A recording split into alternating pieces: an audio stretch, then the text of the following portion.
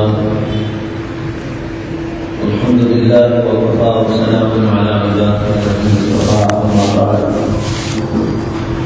أعوذ بالله من الشيطان الرجيم بسم الله الرحمن الرحيم اهدنا الصراط المستقيم صراط الذين أنعمت عليهم غير المغضوب عليهم ولا الضالين آمين. وقال تبارك وتعالى إنا نحن نزلنا الذكر وإنا له لحافظون. صدق الله العظيم. محترم حضرات، بھائیوں، بزرگوں اور دوستوں،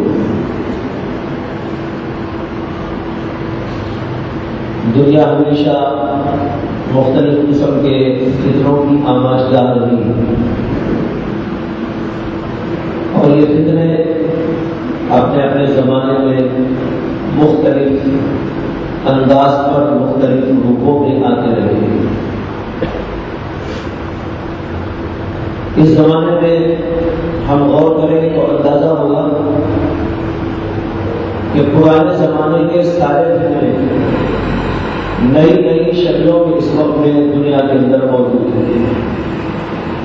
نام بدلے ہوئے ہیں، انداز بدلا ہوا ہے، روپ بدلا ہوا ہے، لیبل بدلا ہوا ہے، لیکن فتنوں کی وہ حقیقتیں اس زمانے کے اندر مختلف جگہ پر پائے جاتے ہیں۔ مولانا نے ابھی آپ سے بتایا کہ یہ سارے حالات دیکھتے ہوئے ایک مومن کا دل تڑپ اٹھتا ہے، اور وہ اس بات کے لیے اپنے آپ کو آمادہ کرتا ہے یا خود اس کا دل آمادہ ہوتا ہے کہ ان فتنوں کا کوئی تدارک ہونا چاہیے۔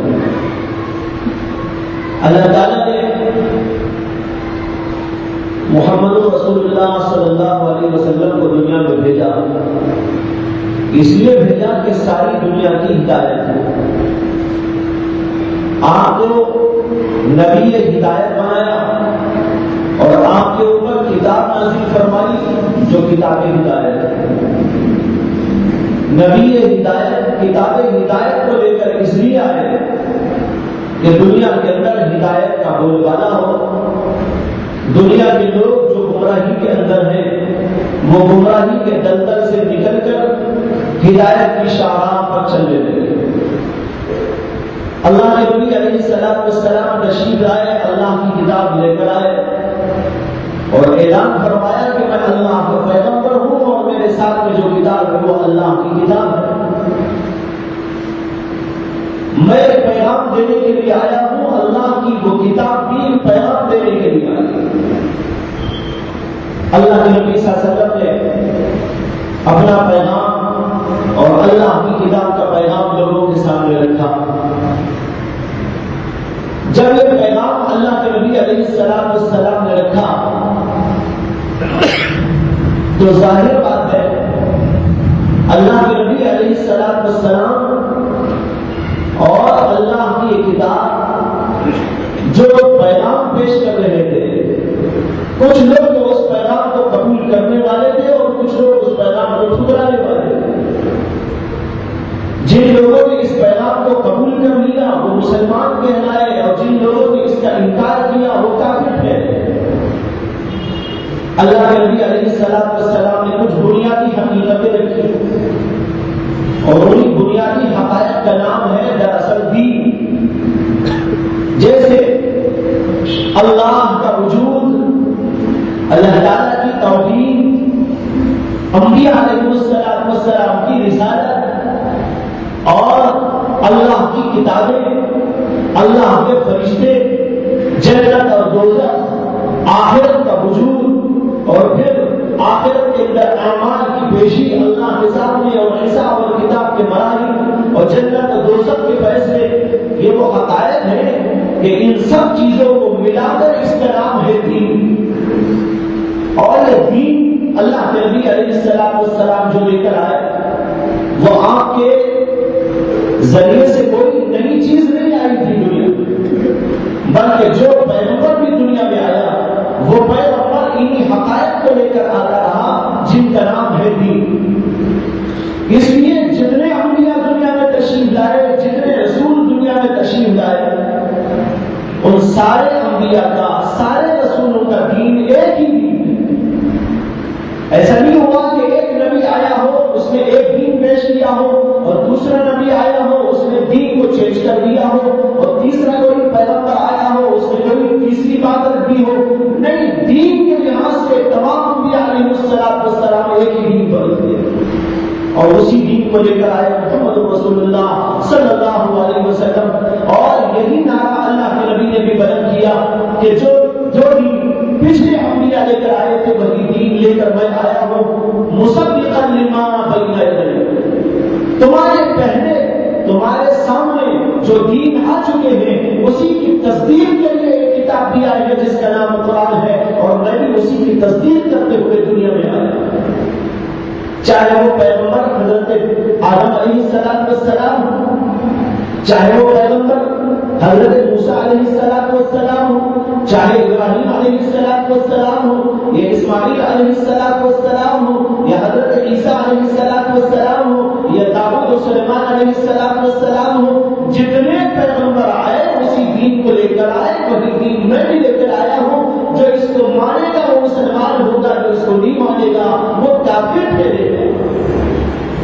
ماننے والوں نے مانا، نہیں ماننے والوں نے انکار کر دیا، اور یہاں پر انسانوں کی دو قسمیں ہو گئی، یعنی اختلاف پیدا ہوا۔ یہ سب سے پہلا اختلاف ہے۔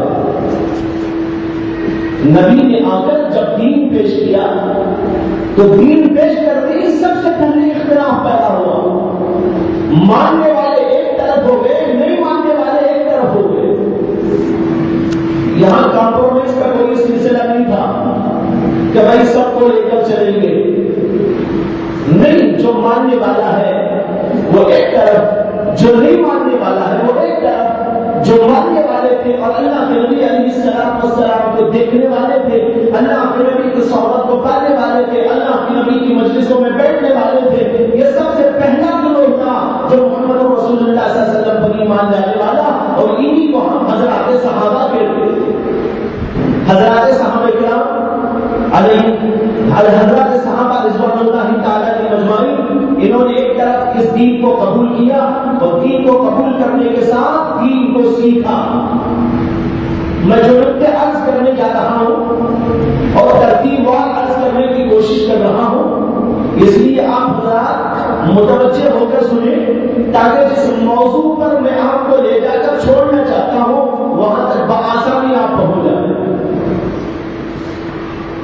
تو حضرات صحابہ یہ امت کا سب سے پہلا طبقہ جن کو ہم مومنین اولین کہتے ہیں، یہ صحابہ جو سب سے اول مومن تھے، انہوں نے اللہ کے نبی صلی اللہ علیہ وسلم کی صحبت پائی، اللہ کے نبی کے طریقے کو دیکھا، اللہ کے نبی سے براہ راست دین کو سیکھا، اللہ کے نبی علیہ السلام کی منشا کو سمجھنے کی کوشش کرتے رہے، اللہ کے نبی علیہ السلام بھی ان کو سکھاتے رہے، بتاتے رہے، ہر وقت یہ سلسلہ چلتا رہتا۔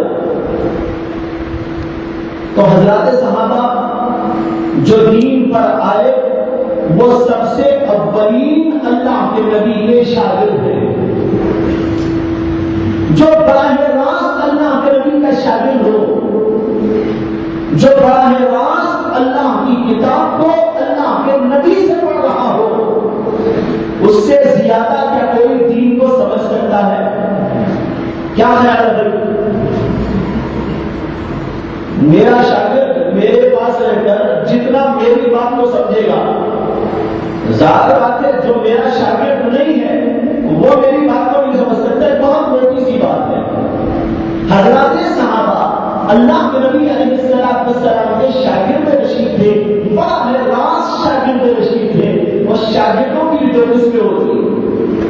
ایک شاگرد وہ ہوتا ہے جو صرف کتاب پڑھ کے شاگرد بنتا ہے، اور ایک وہ ہوتا ہے جو اپنے استاد کی ذات کو بھی سمجھتا ہے، اس کے مزاج کو بھی سمجھتا ہے، اس کی منشا کو بھی سمجھتا ہے، اس کے طور طریقوں کو بھی سمجھتا ہے، اس کے بیٹھنے اور اٹھنے کے ڈھنگ کو بھی سمجھتا ہے، اس کی ایک ایک بات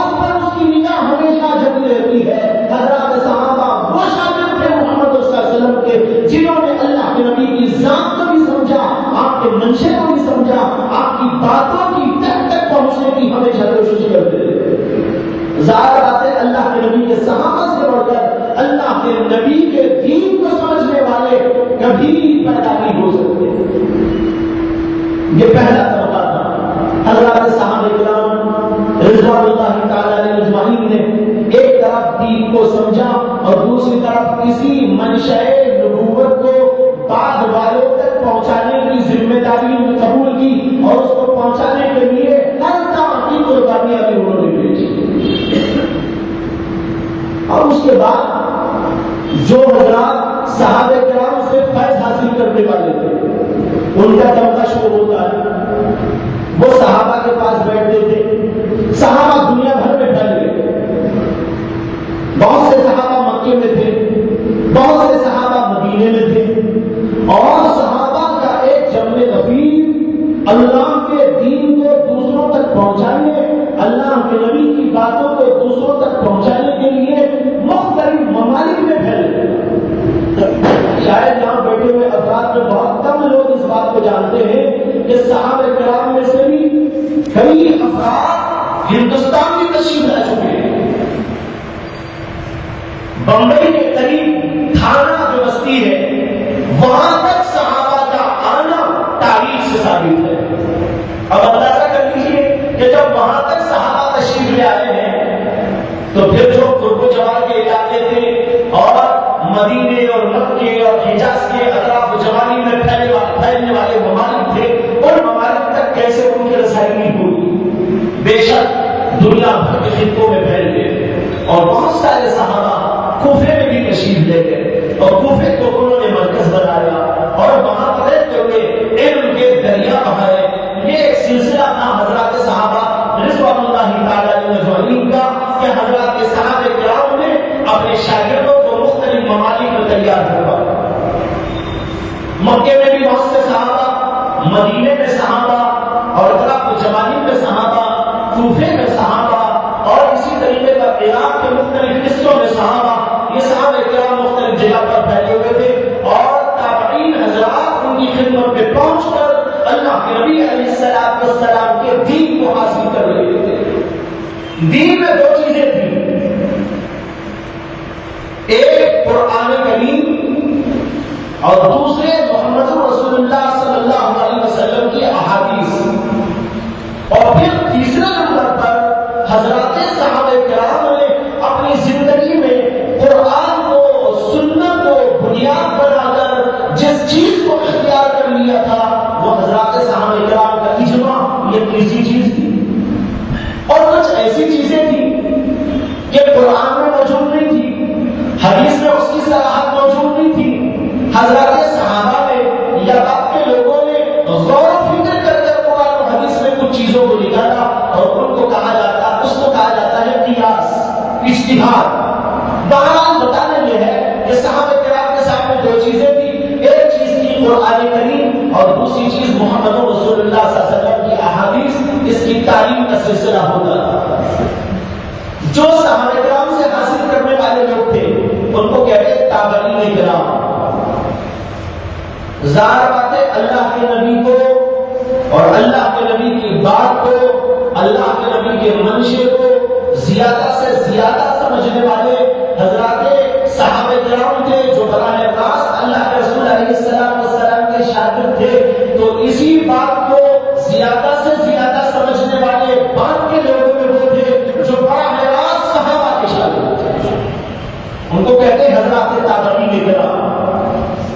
تو یہ ترتیب ہو گئی کہ اللہ کے نبی نے دین کو پیش کیا، ماننے والے نہیں ماننے والے دو الگ الگ گروپ ہو گئے، نہیں ماننے والے وہ کافر ہو گئے، جو ماننے والے تھے وہ صحابہ کرام تھے۔ صحابہ کرام نے دین کو سمجھا، بہت اچھی طرح سمجھا، اتنا اچھا سمجھا کہ اللہ کے نبی علیہ السلام نے یہ فرما دیا کہ حضرات صحابہ کی مثال ایسی ہے جیسے کہ آسمان کے ستارے ہیں، ان میں سے جس ستارے کے پیچھے بھی چلو گے راستہ پر کو مل جائے۔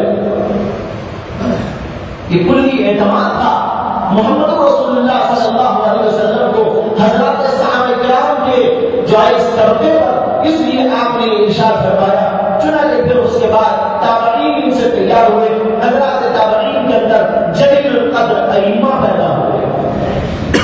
پھر اسی طریقے پر نسل بعد نسل درپن بعد ترتیب ایک دوسرے سے علم اور فیض حاصل کرتے ہوئے یہ سلسلہ بات کا معاملات جاری ہوا. یہاں پر اب ٹھہر کر ہم کو ایک بات سمجھنا ہے، وہ یہ ہے کہ صحابہ کرام نے جو کچھ حاصل کیا اللہ کے نبی علیہ السلام سے، قرآن کی شکل میں ہو یا حدیث پاک کی شکل میں ہو، انہوں نے اس کو منتقل کر دیا کس کے پاس؟ حضرات تابعین کرام کے پاس. حضرات تابعین کرام نے پھر اسی چیز کو لیا اور انہوں نے بعد میں اس کو پیش کیا. یہاں تک سمجھنے کی بات یہ ہے کہ اللہ کے نبی کا لایا ہوا دین ایک مکمل ذات حیات ہے. اس کے اندر چند چیزیں نہیں ہیں، اس کے اندر مکمل ہے، ایک مکمل ضابطہ ہے، مکمل اصول ہے، مکمل طریقہ ہے، مکمل ہمارے لیے جو ہے زندگی گزارنے کے لیے اصول ہیں، طریقے ہیں. اس کے اندر کمال درجے کی چیزیں. قرآن میں اللہ تعالیٰ نے اعلان فرمایا اليوم اکملت لکم دینکم واتممت علیکم نعمتی، میں نے آج کے دن دین اسلام کو مکمل کر دیا. دین اسلام مکمل ہو گیا. اسی مکمل دین پر صحابہ قائم تھے، اسی مکمل دین کو تابعین تک پہنچایا، پھر اسی مکمل دین کو بعد تک پہنچایا جاتا رہا. اب یہاں تھوڑی دیر کے لیے سمجھنے کی کوشش کریں کہ قرآن اور حدیث میں سارے مسائل تو موجود نہیں ہیں، لیکن اس کے باوجود اللہ نے فرمایا کہ دین تو ہم نے مکمل کر دیا. یہ دین کیسے مکمل ہو گیا جبکہ بعض مسائل تو آج پیش آ رہے ہیں، بعض مسائل ایسے ہیں جو اب تک نہیں پیش آئے، آئندہ پیش آنے والے ہیں. قرآن میں اس کے بارے میں تصریح موجود نہیں ہے. قرآن میں وضاحت کے ساتھ، صراحت کے ساتھ اس کا بیان نہیں آیا ہے، اور حدیث کے اندر بھی صراحت اور وضاحت کے ساتھ میں اس کا بیان نہیں آیا ہے. تو پھر قرآن کریم نے جو کہا دین اسلام مکمل ہے تو مکمل کیسے ہو؟ جواب اس کا یہ ہے جس کی طرف ابھی تھوڑی دیر پہلے اشارہ بھی ہو گیا کہ قرآن اور حدیث کے اندر اصول بتائے گئے اور کچھ چیزوں کو ان لوگوں کے حوالے کر دیا جو قرآن کا فہم رکھتے ہیں، حدیث پاک کے سلسلے میں بصیرت رکھتے ہیں. اس لیے کہ یہ اصول ہے اور ہر کتاب کے سلسلے میں ہے، ہر فن کے سلسلے میں ہے، دنیا میں بھی ہے، آخرت کے سلسلے میں بھی ہے. وہ کیا؟ وہ یہ کہ جاندار جو لوگ ہوتے ہیں ان کی عقل پر بھروسہ کیا جاتا ہے، ان کی فہم پر بھروسہ کیا جاتا ہے، اور جن کے پاس کوئی مہارت نہیں ہوتی، جن کے پاس بصیرت نہیں ہوتی، جن کی عقل اتنے درجے کی نہیں ہوتی، جن کے پاس ایسا علم نہیں ہوتا، جن کے پاس ایسا تفکر نہیں ہوتا، ان کے اوپر اعتماد نہیں کیا جاتا. دنیا میں بھی ہر جگہ یہی اصول ہے. ایک آدمی ڈاکٹر بنتا ہے، ہم ڈاکٹر صاحب کے پاس میں جاتے ہیں کہ ارے جناب ڈاکٹر صاحب یہ بیماری ہے، یہ مسئلہ ہے، وہ جو کہتا ہے ہم اس کے اوپر عمل کر دیں. انجینئر کی ضرورت پڑتی ہے، انجینئر کے پاس میں جاتے ہیں، جو بتاتا ہے اس پر عمل کرتے ہیں. کیوں عمل کرتے ہیں؟ ہم جانتے ہیں میں انجینئر نہیں، یہ انجینئر ہے، میں ڈاکٹر نہیں، یہ ڈاکٹر ہے، میں فلاں علم کا ماہر نہیں، لیکن علم کا ماہر یہ ہے جو علم کی روشنی میں مجھ کو بتا رہا ہے. اس کی بصیرت اور اس کا تفکر اور اس کے اندر کی صلاحیت، اس کے اندر کی استعداد وہ صحیح لوگ مجھے بتا رہی ہے، اس لیے آدمی اس کی بات کو مانتا ہے.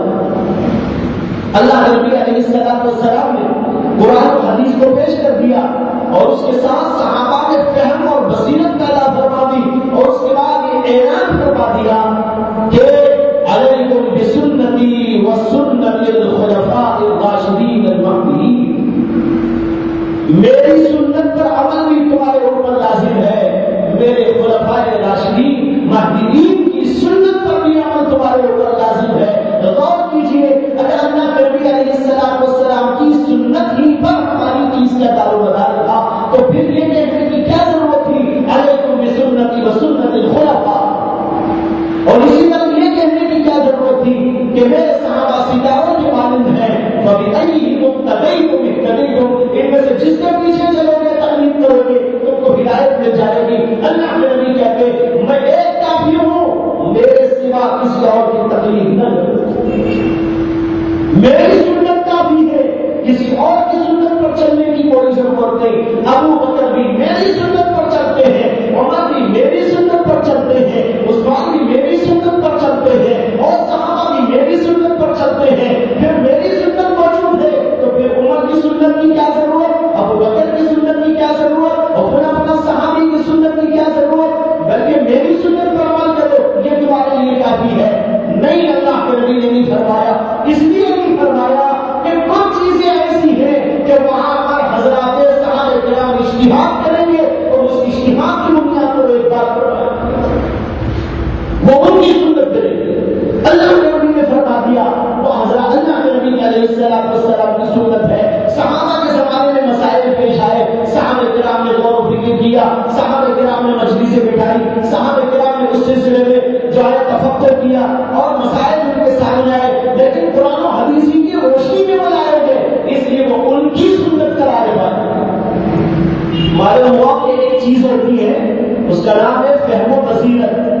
حضرت علی رضی اللہ تعالیٰ عنہ سے کسی نے کہا کہ ہم نے سنا ہے کہ اللہ کے رسول علیہ السلام نے قرآن اور حدیث کے علاوہ کچھ اور چیز آپ کو عطا کی ہے،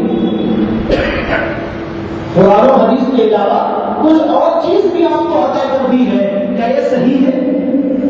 حضرت علی کرم اللہ تعالیٰ عنہ نے فرمایا نہیں، جو سب کو دیا وہی نے مجھے بھی دیا ہے، سب کو جو قرآن دیا وہی مجھ کو دیا، جو حدیثیں سب صحابہ جانتے ہیں وہی میں بھی جانتا ہوں۔ ہاں، ایک فہم ہے جو اللہ تعالیٰ عطا فرماتے ہیں، یہ فہم مجھ کو عطا کی ہے۔ قرآن سمجھنے والے سب یکساں درجے کے لوگ، حدیث سمجھنے والے سب کے سب یکساں درجے کے لوگ، ہر ایک کی فہم الگ ہے۔ ایک معمولی درجے کی فہم رکھتا ہے، ایک اعلیٰ درجے کی فہم رکھتا ہے، ایک معمولی درجے کی عقل رکھتا ہے، ایک اعلیٰ درجے کی عقل رکھتا ہے۔ صحابہ میں بھی سب یکساں نہیں تھے، اسی لیے روایات کے اندر آتا ہے کہ اللہ کے نبی علیہ السلام نے اپنے زمانے میں 9 صحابہ کو فتویٰ دینے کی اجازت دی۔ صحابہ کتنے تھے معلوم ہے؟ گنتی تو معلوم نہیں کتنے تھے صحابہ، لیکن اتنی بات ضرور حدیث میں آئی ہے، اللہ کے نبی صلی اللہ علیہ وسلم نے جب حجۃ الوداع فرمایا تھا اس میں حضرات صحابہ کی جو تعداد تھی جنہوں نے اللہ کے نبی کے ساتھ میں حج کیا ہے وہ 1,24,000 صحابہ تھے۔ 1,24,000 صحابہ، ان میں سے 9 صحابہ کو اجازت ہے فتویٰ دینے کی۔ کیا مطلب ہوا؟ مطلب یہ ہوا سارے صحابہ یکساں نہیں تھے، فتویٰ دینے والے صحابہ دوسرے، فتویٰ لینے والے صحابہ الگ۔ اب لوگ یہ کہتے ہیں نہیں ہم بھی فتویٰ دیں گے، صحابہ میں تو سارے فتویٰ نہیں دیتے تھے، لیکن آج کا دور ایسا ہے کہ جو ہے ہر آدمی فتویٰ دے سکتا ہے، مولوی کی کوئی ضرورت نہیں ہے، ابو حنیفہ کی کوئی ضرورت نہیں ہے، فلاں صاحب کی کوئی ضرورت نہیں ہے، فتویٰ تو ہر ایک کے ساتھ ہر ایک دے سکتا ہے۔ قرآن میں بھی پڑھتا ہوں، حدیث میں بھی پڑھتا ہوں، اگر یہ بات ہوتی تو پھر اللہ کے نبی 9 صحابہ کو کیوں منتخب کرتے کہ تم فتویٰ دے سکتے ہو دوسرے نہیں دے سکتے؟ یہاں تک کہ فتوے کی بات تو بہت دور کی ہے بھائیو، قرآن پڑھنے کے لب و لہجے کے سلسلے میں بھی تمام صحابہ یکساں نہیں تھے، اسی لیے اللہ کے نبی صلی اللہ علیہ وسلم نے فرمایا کہ بعض صحابہ وہ ہیں جن سے جا کر تم قرآن حاصل کرو، جیسے حضرت عبداللہ بن مسعود تھے، فرمایا کہ ان سے جا کر قرآن سیکھو۔ بعض سلسلوں میں فرمایا کہ اگر تم کو میراث کے مسائل معلوم کرنا ہے تو وہ زید بن ثابت سے جا کر معلوم کرو۔ معلوم ہوا کہ ہر فن میں بھی سب یکساں نہیں تھے، فن کے لحاظ سے بھی اللہ کے نبی نے ان کے مرتبے کے لحاظ سے باتیں ارشاد فرمائی۔ بتانا مجھے یہ ہے کہ اللہ کے نبی صلی اللہ علیہ وسلم نے 2 چیزیں چھوڑی، اس کے ساتھ میں وہ بصیرت جن کے پاس زیادہ تھی ان کی فہم پر، ان کی بصیرت پر ہم کو اعتماد کرنے کا حکم دیا۔ سب صحابہ اگرچہ ہم پر ہیں، سب صحابہ ہمارے لیے رہبر ہیں، لیکن ان کے اندر بھی اللہ کے نبی علیہ السلام نے تفریح فرمائی کہ بعض صحابہ کو ایک مقام دیا، دوسرے صحابہ کو نہیں لیتا فرمایا، اور یہ بھی ارشاد فرمایا کہ بعض ایسے بھی لوگ ہوتے ہیں حامل فقہ، یعنی قرآن و حدیث کو جاننے والے، قرآن و حدیث کا علم اور فقہ رکھنے والے، غیر فقیہ جن کے پاس فقاہت نہیں ہوتی۔ فقہ تو ان کے پاس میں ہے لیکن فقاہت نہیں ہے، علم تو ان کے پاس موجود ہے لیکن فہم و بصیرت ان کے پاس میں نہیں ہے، اس لیے تم میری ان باتوں کو دوسروں زیادہ سمجھدار ہو اور وہ تم کو بتا دے کہ اس کا کیا مطلب ہے۔ اس میں اشارہ دیا کہ ہر آدمی یکساں نہیں ہے، صحابہ میں بھی سب کے سب یکساں نہیں ہے۔ یہ اللہ کے نبی علیہ السلام نے ارشاد فرما دیا جب صحابہ میں یہ یکسانیت موجود نہیں ہے تو ظاہر بات ہے تابعین کے اندر بھی موجود نہیں ہوگی اور اس کے بعد بھی موجود نہیں ہوگی، یہاں تک کہ آج کے زمانے تک آ جائے تو ہر زمانے کا یہی حال ہوگا۔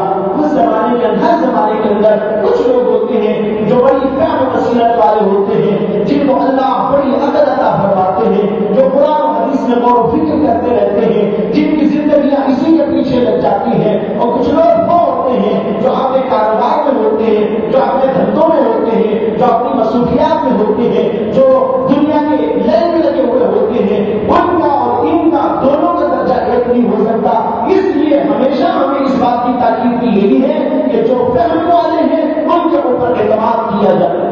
قرآن کریم کہتا ہے فَاسْأَلُوا أَهْلَ الذِّكْرِ إِن كُنتُمْ لَا تَعْلَمُونَ، اگر تم جانتے نہیں ہو اہل ذکر سے پوچھ لیا کرو۔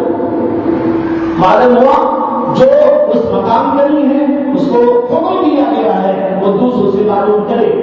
تو بہرحال صحابہ کا یہ علم منتقل ہوا بعد کے لوگوں تک اور وہیں پر بڑے بڑے ائمہ پیدا ہوئے جن کا نام آج ہم لیتے ہیں، جیسے امام اعظم ابو حنیفہ رحمۃ اللہ علیہ، اور اسی طریقے پر امام حسن بصری رحمۃ اللہ علیہ، اور امام ابراہیم النخعی رحمۃ اللہ علیہ، امام حماد بن سلیمان رحمۃ اللہ علیہ، ایسے جلیل القدر اکابرین اس زمانے کے اندر جو پیدا ہوئے، یہ سب کے سب حضرات صحابہ کرام کے شاگرد رشید ہیں۔ امام اعظم ابو حنیفہ رحمۃ اللہ علیہ وہ بھی بعض صحابہ کرام کے دیکھنے والے اور ان کی صحبت پانے والے ہیں، اگرچہ ان کو ان سے براہ راست علم حاصل کرنے کا موقع نہیں ملا اس لیے کہ ان کی عمر چھوٹی تھی، لیکن بعض وہ لوگ بھی اس زمانے میں ہیں جن کا نام ابھی لیا، حسن بصری 70 صحابہ سے انہوں نے علم حاصل کروایا۔ امام ابراہیم النخعی رحمۃ اللہ علیہ 70 سے زیادہ صحابہ سے انہوں نے علم حاصل کروایا ہے۔ امام شافعی رحمۃ اللہ علیہ جو امام اعظم کے استاد ہوتے ہیں انہوں نے سینکڑوں صحابہ کرام سے علم حاصل کروایا ہے۔ تو ایسا طبقہ پیدا ہوا، پھر ان سے فیض حاصل کرنے والے، پھر اس کے بعد ان سے فیض حاصل کرنے والے، اس طریقے پر یہ سلسلہ چلا۔ اس لیے بھائیوں جو اس سلسلے میں لگے ہوئے لوگ ہیں انہوں نے جتنا دین کو سمجھا وہ لوگ اتنا دین کو کبھی نہیں سمجھ سکتے جو اس لائن میں لگے ہوئے نہیں ہے۔ موٹی بات ہر آدمی اس کو سمجھ سکتا ہے، اس کے اندر دو رائے کبھی کسی کی نہیں ہو سکتی۔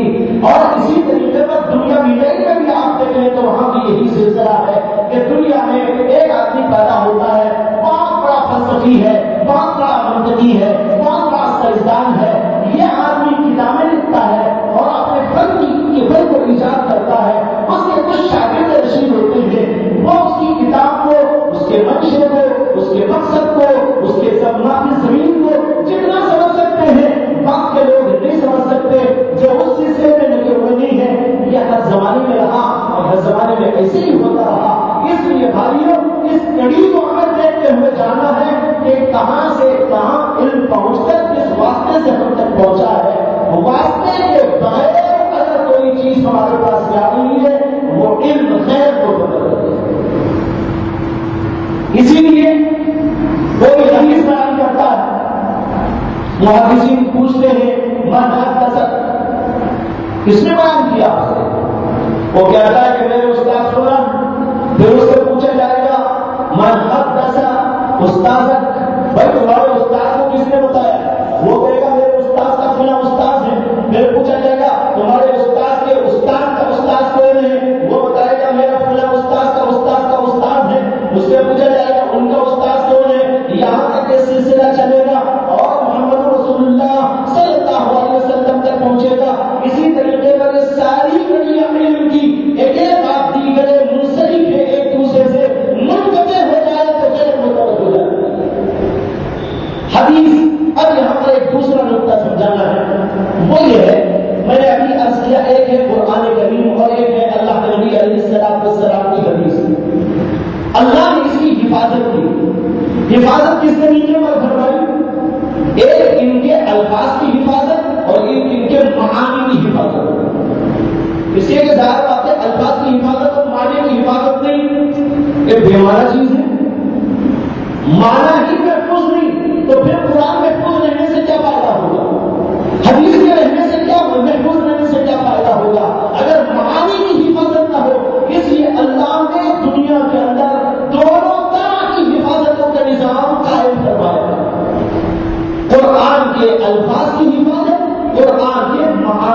حفاظت، حدیث رسول کے الفاظ کی حفاظت، حدیث رسول کے معانی کی حفاظت، دونوں کا سلسلہ دنیا میں قائم فرمایا۔ کیسے قائم فرمایا؟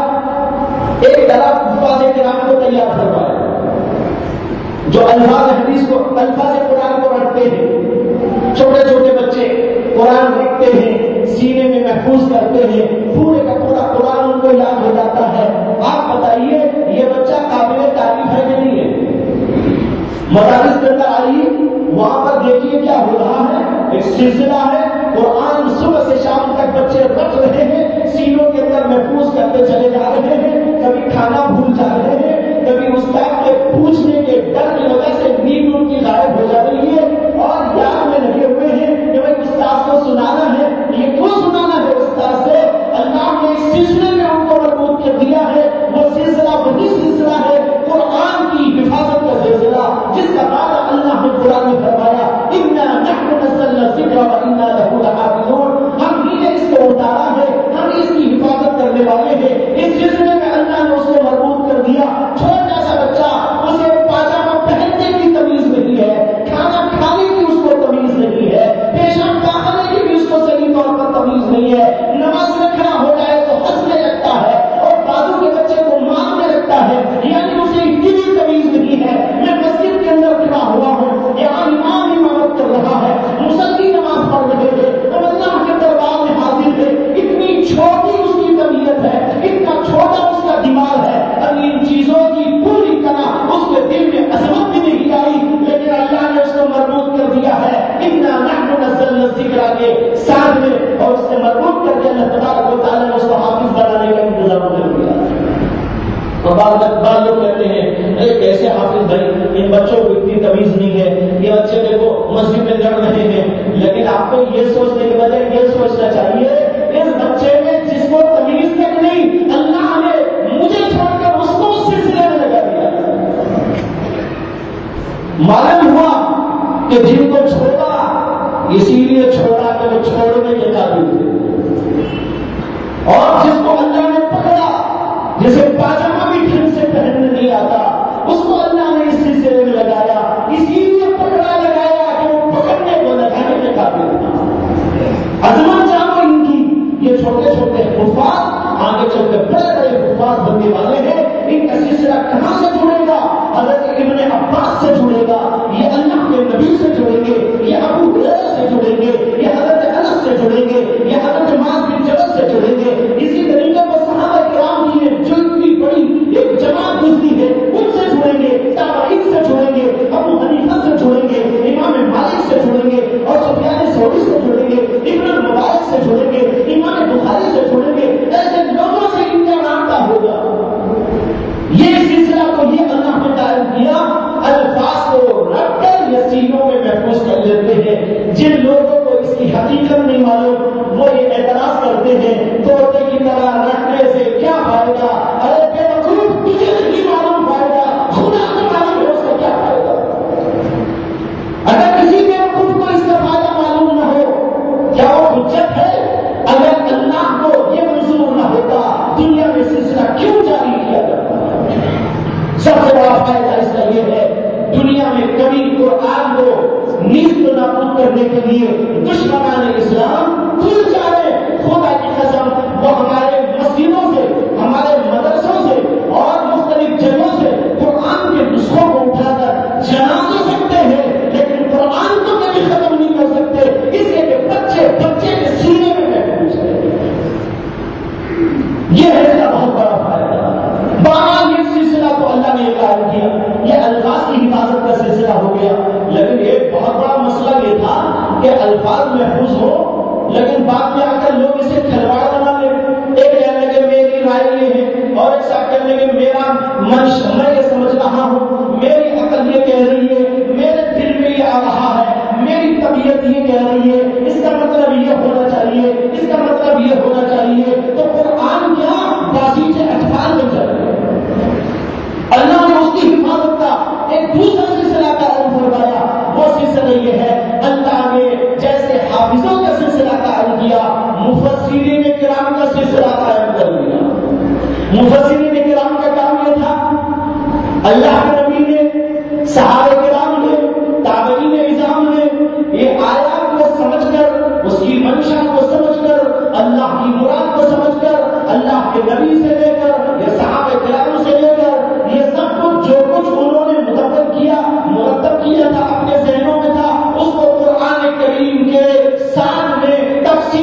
طور پر لکھ دیا گیا۔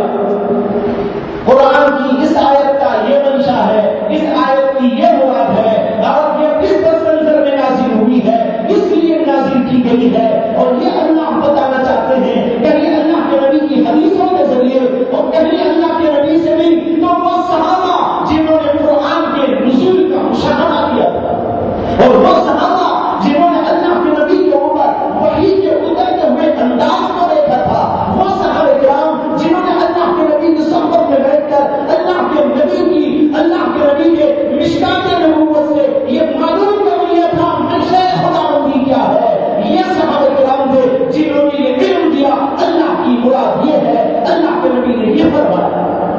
اور پھر ان کے بعد جو تابعین نے صحابہ سے علم حاصل کیا تھا انہوں نے بتایا اللہ یہ کہنا چاہتے ہیں، اللہ کی منشا یہ ہے، اس لیے کہ آیت نازل ہوئی ہے، اس منظر میں یہ نازل ہوئی ہے، اس واقعے کے بعد ہی نازل ہوئی ہے، اسی کو کہتے ہیں شان نزول۔ شان نزول مرتب کر دیا، منشا مرتب کر دیا، اور اس کی تشریح کر دی، اس کی وضاحت کر دی تاکہ یہ سلسلہ محفوظ ہو جائے۔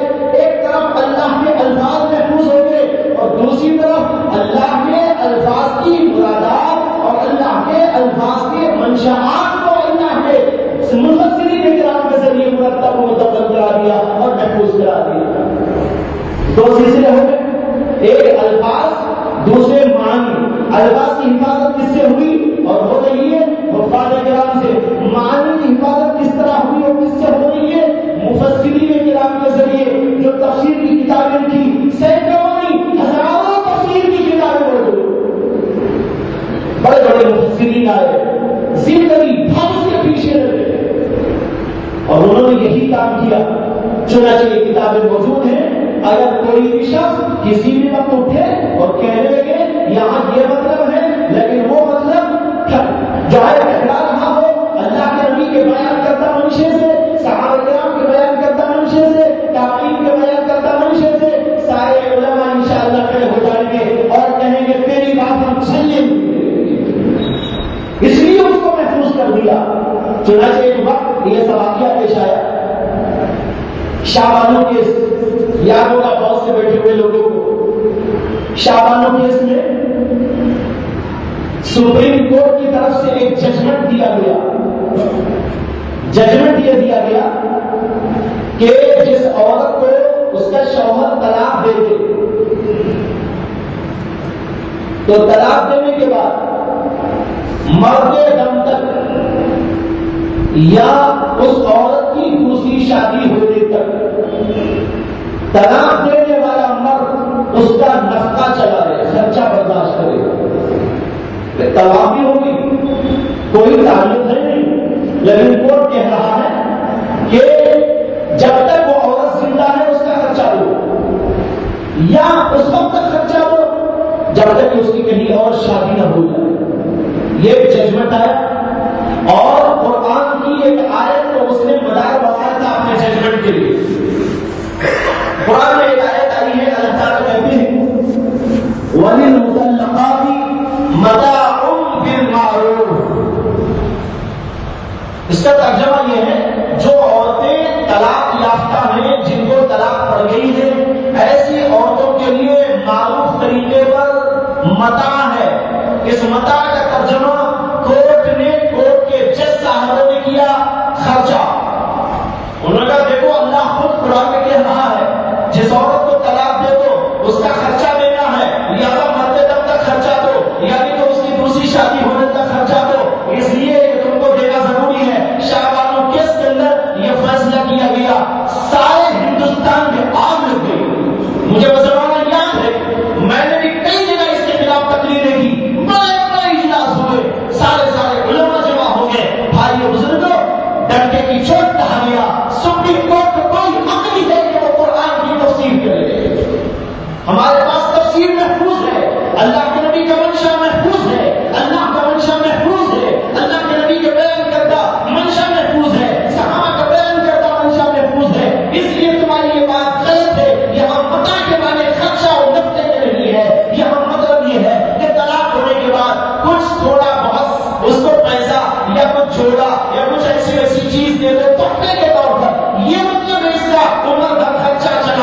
معصوم نہیں ہے۔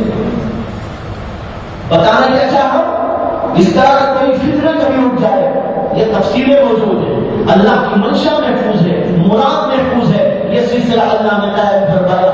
ایک بات تو یہ ہوئی قرآن کی حفاظت، الفاظ کی بھی، معانی کی بھی اس طرح ہوئی۔ اور پھر اس کے بعد آئیے اللہ کے نبی کی حدیثیں، اس کی حفاظت کا سلسلہ بھی اللہ نے قائم فرمایا۔ اس میں بھی بھائیوں دو سلسلے، لیکن بعض لوگ اس کو سمجھتے نہیں، اس لیے یہاں پر آ کر ٹھوکریں کھاتے ہیں۔ ذرا اس کو اچھی طرح سمجھ لیں آپ لوگ، اللہ نے جس طریقے پر قرآن کے الفاظ کی حفاظت کا ایک سلسلہ اور قرآن کے معانی کی حفاظت کا ایک سلسلہ قائم فرمایا، بالکل اسی طریقے پر اللہ کے نبی علیہ السلام کی احادیث کے سلسلے میں بھی دو طبقوں کو اللہ نے وجود بخشا۔ ایک طبقے کا کام تھا اللہ کے نبی کے الفاظ کی حفاظت کرنا، اور ایک طبقے کا کام تھا اللہ کے نبی کی مرادات اور منشاؤں کی حفاظت کرنا۔ دو الگ الگ طبقوں کو اللہ نے پیدا کیا۔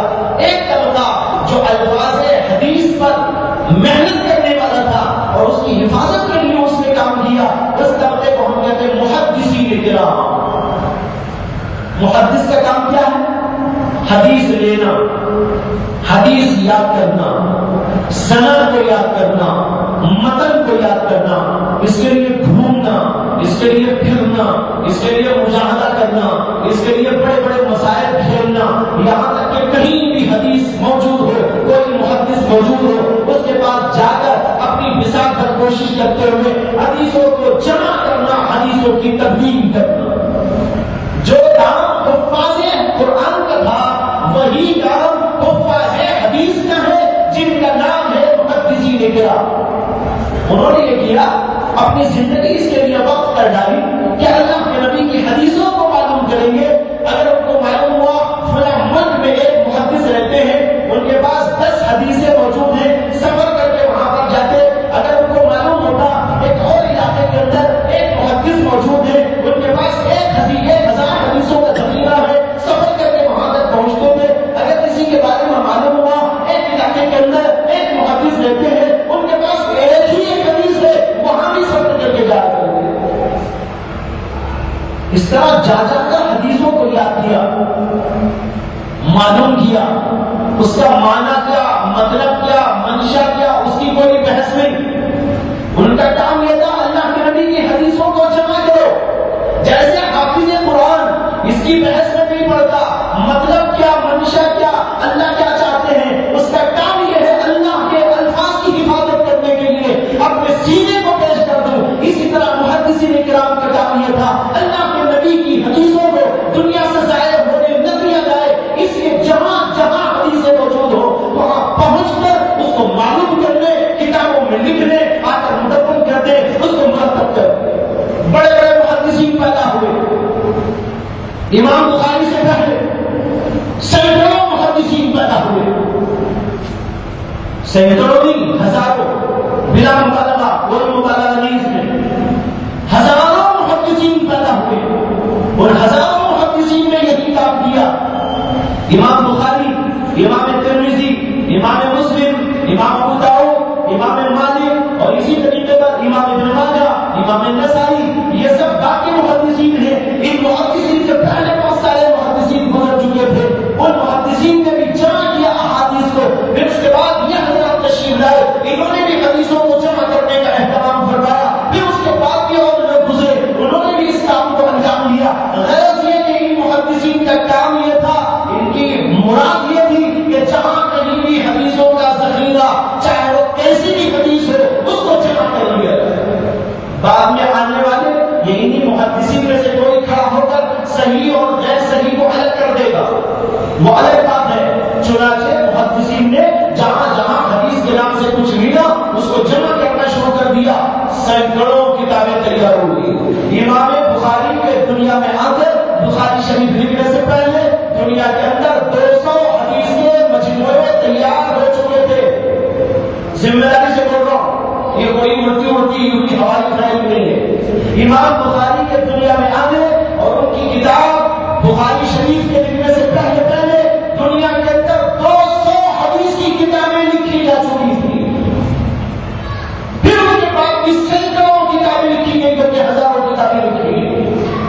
اللہ تعالیٰ نے اس زمانے میں اپنی حکمت بالغہ سے ہماری امت کی جو ہے ایک امت کی ایک آزمائش کے لیے اللہ تعالیٰ نے کچھ ایسے لوگوں کو ایک فتنے میں مبتلا کر دیا کہ انہوں نے غلط حدیثوں کا سلسلہ جاری کر دیا. موضوع حدیثیں، من گھڑت حدیثیں. میرے جی میں ایک بات آئی ہے، میں نے ایک سند لگا دی، اس کے اندر حدثنا فلاں عن فلاں عن فلاں عن فلاں قال رسول اللہ صلی اللہ علیہ وسلم کذا کذا. اس طریقے پر جو ہے ایک حدیث گھڑ دی، اس کے ساتھ کوئی سند ملا دی اور اس طرح حدیثوں کو چلتا کرنا شروع کر دیا. اللہ تبارک و تعالیٰ نے اسی زمانے کے اندر امام بخاری کو، امام مسلم کو، امام ترمذی کو، امام ابو داؤد کو، امام ابن ماجہ کو، ایسے ایسے جلیل القدر محدثین کو پیدا فرما دیا.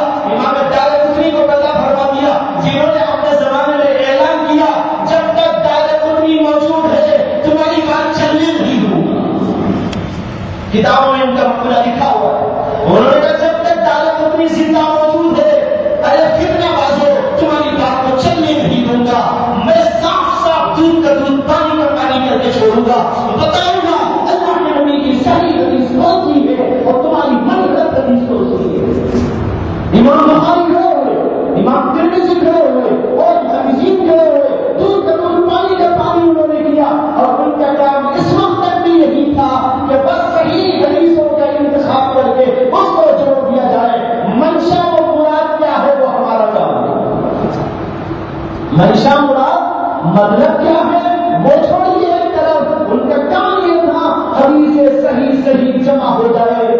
امام بخاری نے کتاب لکھی، امام ترمذی نے کتاب لکھی، امام ابو داؤد نے کتاب لکھی، امام مسلم نے کتاب لکھی. امام بخاری اور امام مسلم نے پورا اہتمام اس بات کا کیا صحیح حدیثیں ہی درج کی جائے، کوئی جو ہے ضعیف یا موضوع حدیث اس کے اندر آنے نہ پائے. اور دوسرے جو محدثین تھے، چار اور محدثین، امام ابو داؤد، امام ترمذی، امام ابن ماجہ، امام نسائی، ان بزرگوں نے جو ہے موضوع سے بچتے ہوئے ضعیف حدیثوں کو بھی جگہ دی، لیکن صحیح حدیثیں زیادہ، کچھ ضعیف حدیثوں کو بھی اس کے اندر درج کر دیا. ضعیف حدیثوں کو کیوں درج کر دیا؟ اس لیے انہوں نے درج کیا فضائل اعمال کے باب میں اگر ضعیف حدیث آتی ہے محدثین کے نزدیک وہ قابل قبول ہوتی ہے، ایک مستقل ٹاپک ہے، یہاں اس کو چھیڑنا نہیں ہے.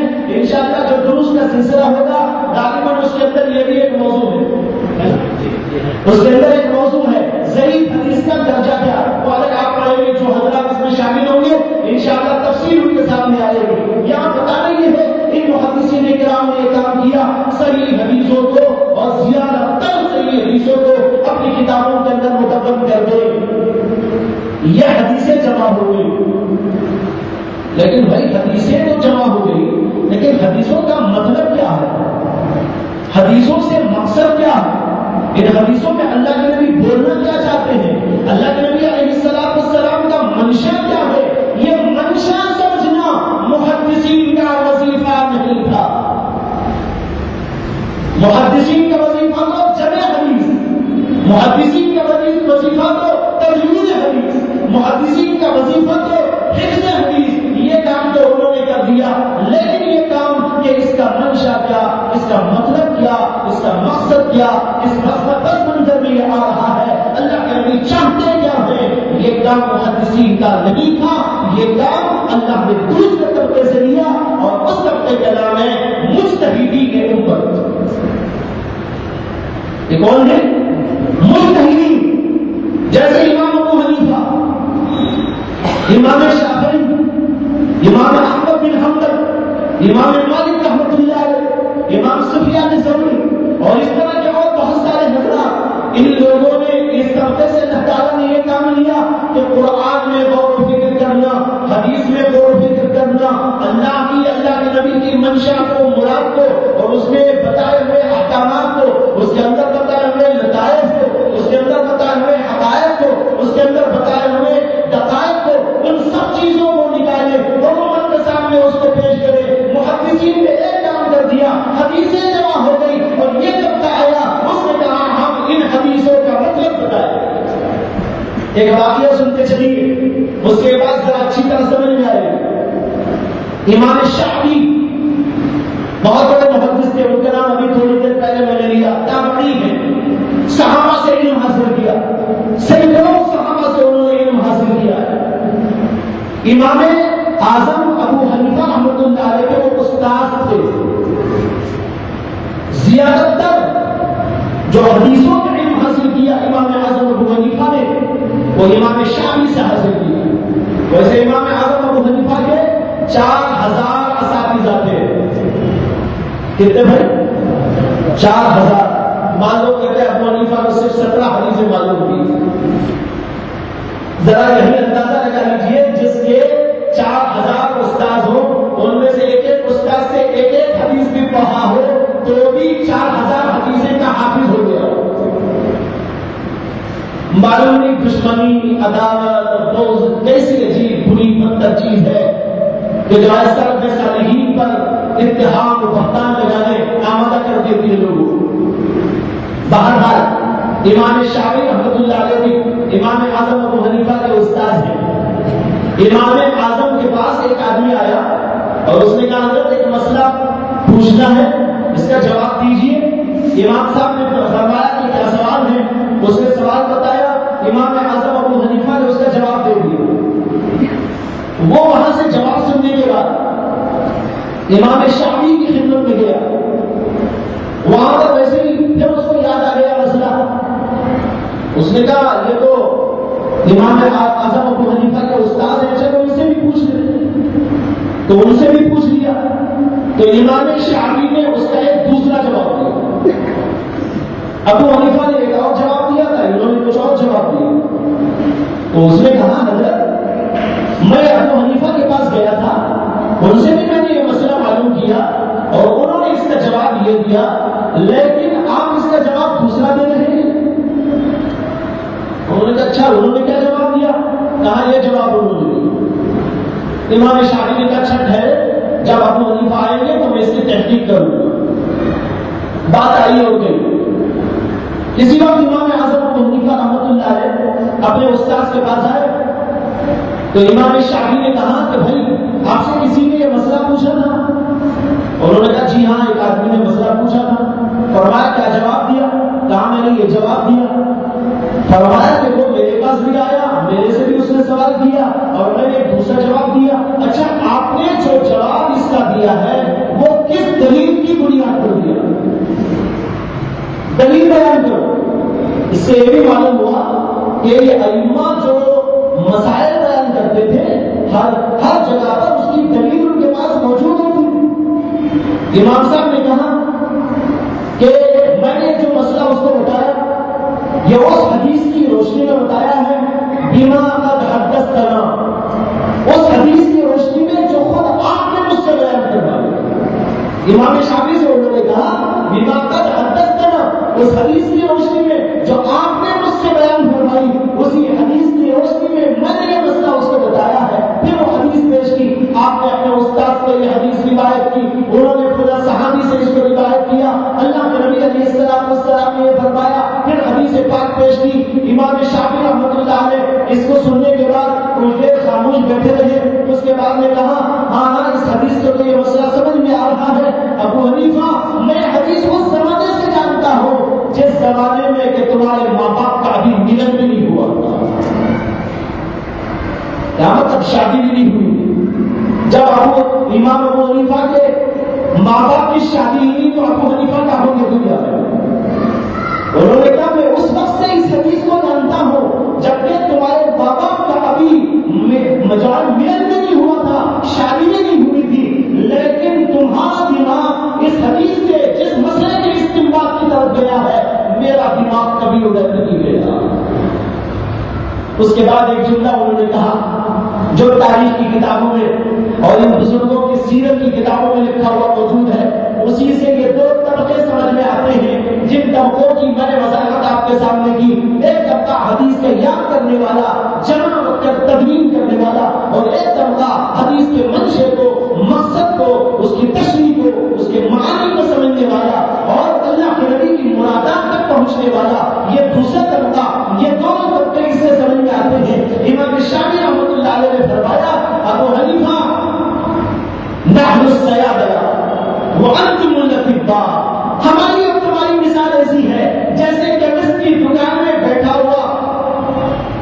دوائیوں کا انبار لگائے ہوئے.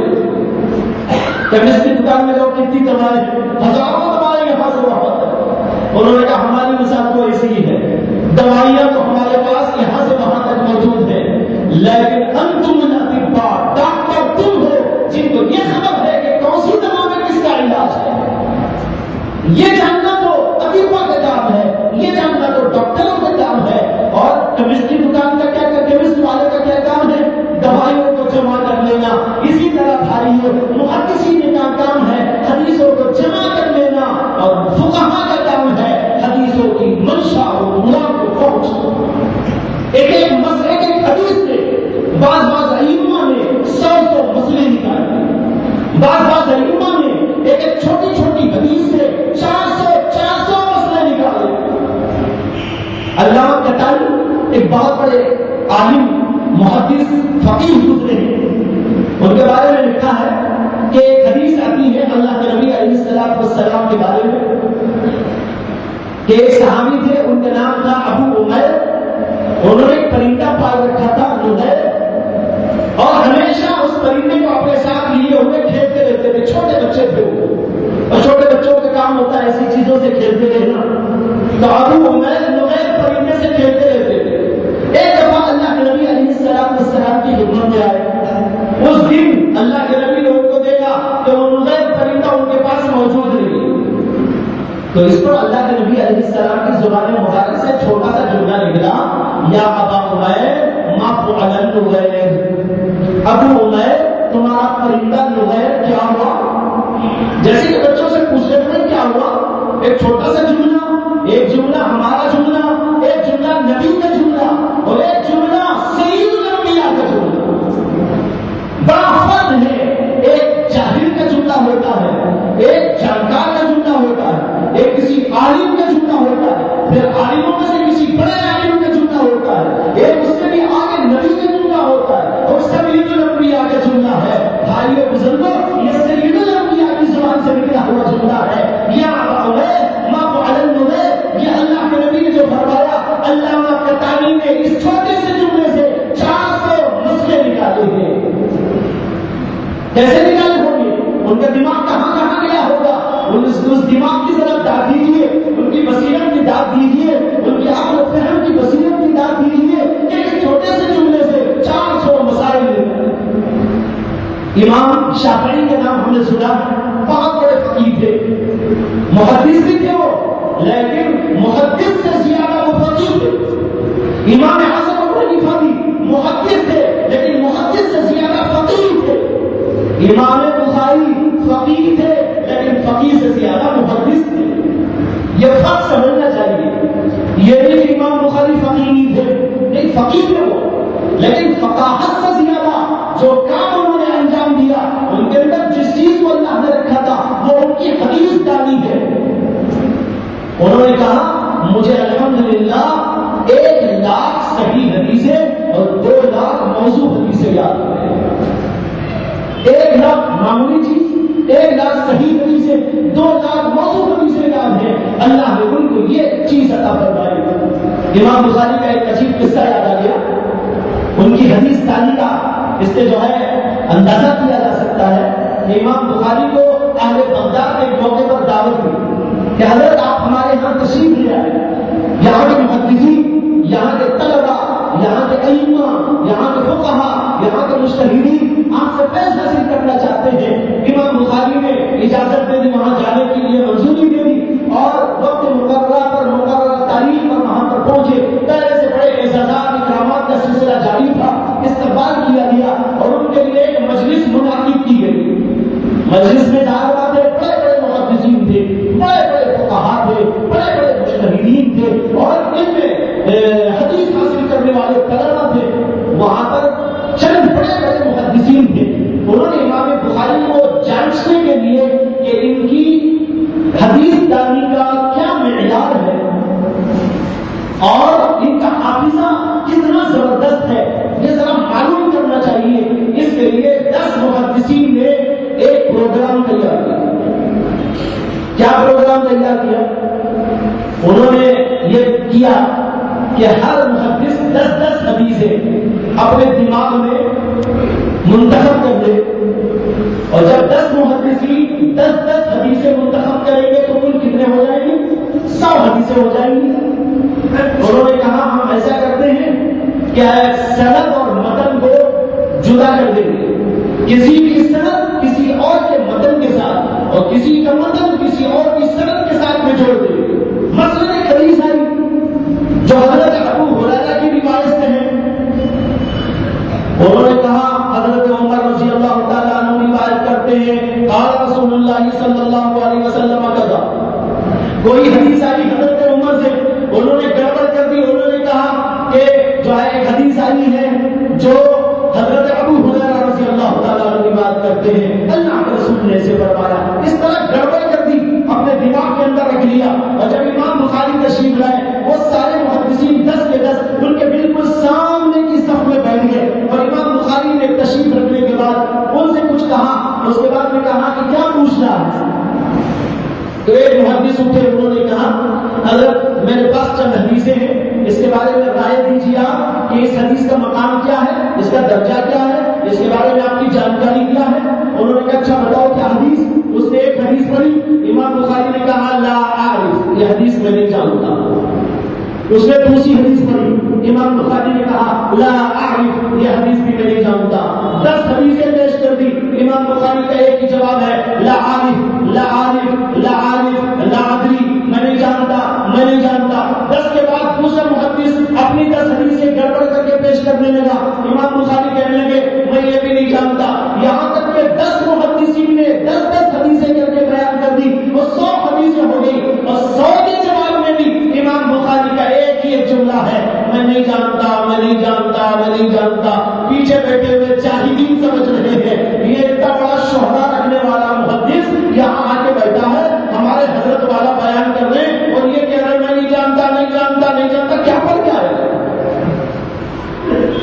جاہلین جو ہے یہ تبصرہ کر رہے پیچھے بھائی ایسا محدث ہے کیا نہیں معلوم ہے، یہ جاہلین کو لا کے کام سے بٹھا دیے، لیکن یہ محدثین اور وہ لوگ جو حدیث میں علم رکھنے والے تھے، وہ طلبہ جو حدیث کی پاک رکھنے والے تھے، جو اس سلسلے کے اندر محنت اور مجاہدہ کیے ہوئے تھے، وہ تو باغ ہو رہے تھے امام بخاری کے لا عارف کہنے پر کہ اس سے بڑا محدث مجھے نہیں دے گا۔ ان کے لا عارف کے اندر پوری معرفت موجود ہے، ان کی لا ادری کے اندر سارا کا سارا ادراک موجود ہے، اور یہاں پر وہ کہتے جا رہے میں نہیں جانتا، یہ محدثین کہہ رہے بہت کچھ آپ جانتے ہیں، ایسا معلوم ہوتا ہے سب آپ ہی جانتے ہیں، کچھ نہیں جانتے۔ اس کے بعد جب یہ قصہ ختم ہوا امام بخاری پہلے محدث کو دیکھ کر کہنے لگے بھائی آپ نے پہلے نمبر پر یہ حدیث پڑھی تھی اور اس کی سند یہ بیان کی تھی، لیکن اس کی سند وہ نہیں ہے بلکہ اس کی سند وہ ہے جو آپ نے تیسرے نمبر پر پیش کی، اور آپ نے دوسرے نمبر پر یہ حدیث بیان کی تھی لیکن اس کی سند جو آپ نے بیان کی وہ اس کی سند نہیں ہے، اس کی سند وہ ہے جو آپ نے 10ویں نمبر پر بیان کی، اور آپ نے تیسری حدیث یہ پیش کی تھی اور اس کی تیسری سند یہ پیش کی تھی لیکن اس کی سند وہ نہیں ہے، اس کی سند وہ ہے جو آپ نے 5ویں نمبر پر پیش کی۔ اس طرح ہر سند اور متن کو برابر کر کے جوڑ کے ہر ایک کو بیان کر دیا، اور 100 کی 100 حدیثیں ان کی سندوں کے ساتھ ملی۔ یہ ہے بھائیوں حدیث کا علم، محدث نے یہ وظیفہ ہے، یہ امام بخاری نے کیا ہے، یہ امام ترمذی نے کیا ہے، یہ اور محدثین کرام نے کیا ہے، لیکن یہ وہ چیز ہے جس کو ابھی عرض کیا امام شافعی کہتے جا رہے ہیں نحن السیادہ وانتم الاطباء، یہ انتم الاطباء کون ہے؟ یہ اطباء امام شافعی ہے، امام ابو حنیفہ ہے، امام مالک ہے، امام سفیان ثوری ہے، اور امام ابن عیینہ ہے، یہ ایسے لوگ ہیں جو گزرے اپنے زمانے کے اندر جنہوں نے فقاہت کی بنیاد پر اللہ کے نبی صلی اللہ علیہ وسلم کی حدیثوں کے منشے کو بیان کیا۔ امام شافعی کی بات میں کر رہا تھا، امام شافعی بہت بڑے محدث تو تھے لیکن ان کی حدیث داری سے زیادہ ان کی فقاہت دنیا کے اندر مشہور۔ ایک دفعہ وہ امام احمد بن حنبل کے گھر تشریف لے گئے، امام احمد بن حنبل ان کے شاگرد تشریف سفر کر کے تشریف لے آئے، جب وہاں پر تشریف لے آئے تو امام احمد بن حنبل ان کا استقبال کرتے ہیں، پھر اپنے گھر لے جاتے ہیں اور گھر کے اندر ان کی رہائش کا اور مختلف چیزوں کا انتظام کرتے ہیں اور کھانے پینے کا انتظام ہوتا ہے. کھانا کھانے بیٹھتے ہیں. امام شافعی خوب اچھی طرح کھاتے ہیں. اس کے بعد رات کا وقت تھا. امام احمد کی بچیوں نے ایک کمرہ امام شافعی کے لیے مخصوص کیا تھا. بستر ڈال دیا اور ایک طرف مصلی بچھا دیا اور ایک طرف لوٹا رکھ دیا پانی بھر کے. حضرت رات میں سو کر جب اٹھیں گے یہ وضو فرمائیں گے اور تہجد پر حاضر ہوں گے.